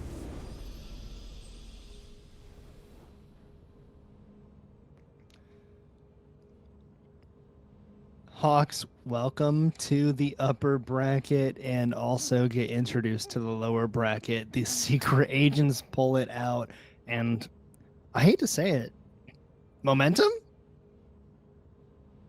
I don't even know it's momentum. I think it's resiliency. I think that's probably the best word for it. All right, hear me out. Insane. Out Jabberwocky. He performed every game. I would agree. It was between Jabberwocky or Downtown, but I think we actually pulled Jabberwocky in though. All right. MVP of this series, Jabberwocky. What can we hear from you? He's already giggling. The coachee becomes the coacher. Can you please just tell me how you do it? Shout out to Porter's little one-on-one, because there was multiple times where I'm just like, okay, just stand back, relax, don't go in. This is my inner monologue happening. So I'm glad I fed a lot less than I could have. Otherwise, we probably would have lost that game. There's a good chance of that. That game was on a nice edge. 3 Elder Dragons, 4 Barons, I believe. Just I know. It was sad to have to keep giving Baron trades, and I don't even think that the Elder does much but give you that burning and potential execute, because I think we were able to hop in while y'all were chatting if it gives you the double buff to your dragons you collected, but I don't think it did, because I didn't feel any tankier with 3 Mountain Drakes and all the armor I was building. So luckily we have shout out to our top leader Hess for real, because this is the second time he's just been bullied as a Lowy top and then comes in with insane damage and insane sustain by the end of the game. Yeah, just huge performance from honestly all of you guys. I think a great performance from you, but also me, Mouse and Pals in every single game. Very, very dominant duo coming out here There we go. and just getting so much done on the map, just being an overwhelming force in all these fights. What did your team prep at all? Were there stressors going in before or especially during those games? Like what was it like for your team environment? The first game, I think what we were feeling like we just made some bad moves, bad calls through it, and we weren't too pressed about that. Came into the second game, just I personally was just surprised because that was just a random volley bear choice and just dominated. So I think that boosted up our confidence for that last one, and we saw they're gonna get first picks. For like, dang, we gotta take out the Twitch. We don't want to fight the Twitch like they were having to deal with, and we really put emphasis on controlling the bot lane's potential and then just playing as smart as we can. And I think that's what we did through all of our team fighting and choices, even though it lasted 52 minutes. But I think it was also the longest game we've ever seen. Longest game of the entire season. yeah, it was. Oof. I mean, I'm glad we got the win. What was it? That I'm gonna have no voice tomorrow and it's because of y'all. So thank you, Oh, but also fuck you. Like I don't know what to say. Like really, I can already feel it. It's just on the verge of going away. But yeah, uh what are the plans now? Because now that you guys are winning, you're gonna continue in this upper bracket. So that does mean that you guys will be facing off against the 29th Troll Kings in your next series next week. yeah. So what are the thoughts for that? Oh, let's hope my team doesn't get mad. We're gonna sweep them. 2 games, quick, easy. It's over. Oh, okay. I would love to see it. I think any team that is in the playoffs has a legitimate, like, unironic shot at making it. So I want to see these teams come together and actually just, you know, talk the talk and actually walk the walk. So you already talked it. Can you walk it next week? We'll just have to wait and see. I think once the ball hears this, he's gonna completely lock in. So best of luck. Best of luck to your top laner. For sure. Because Corn and Zabal are gonna be just going in on Hess, and then you're gonna be coming back topside, and then the jungler's it's pretty much gonna be like a 3v2 or 3v3 topside for like the first 10 minutes. I feel knowing him, I feel like it's gonna happen at some point in the first 10 minutes. There's a pretty good chance. So we might have some. We gotta decide who we're gonna target to try and remove the little edge that they might have on us. So we'll see. I'm looking forward to it. But so would you agree though, at some point, um, if let's say lower bracket later on in the semifinals or in the finals, do you think you'll see them again? Because I feel like you will. I feel like there's a pretty good strong chance, even if we get knocked down or whatever, we'll still have to face some other teams that are still, they've got some dubs on us. I don't think this league is just straight up easy at all. But I definitely don't think that we should be counted out. So looking forward to that. Maybe the chance to take out Porter in the jungle. Some big words. Talk Yeah, your well, shit, be man. your next opponent, and then hopefully you'll meet me in the semifinals. That'd be Yeah. great. Um. Yeah. I also will say I do want to give a shout out to Manava and Kulian. Nava From the was Hawks. crazy. I think they both played very well. On top of it, I mean Stressfully Manava well. was just doing so on Tristan. There's only so much you can do into a Kane. Like I'll just be honest, Mhm. there's so much ADCs can do, Yeah. even with or without Black Shield. Shoot. But I will say though, I mean for the whoever the Hawks faced, I feel like this is gonna give them extra ammunition too. So Mhm. best of luck to whichever team faces the Hawks. Yeah. And yeah, I mean, If I watched this series, I would be terrified of both of y'all's teams. yeah. Except you. Like except me, like not me, but anyone else. Like I'm not terrified of either of y'all, but for anyone else, you guys should be terrified of both of these teams. They put on a killer performance today. The upper and lower brackets now have some fierce foes to go against. So you guys got to be ready. You guys got to be prepared, and we're gonna see some more action going down tomorrow. Actually, as we go into our third series of the I don't know Playoffs. the first Playoffs? round of playoffs Playoffs. for the 501st versus JT.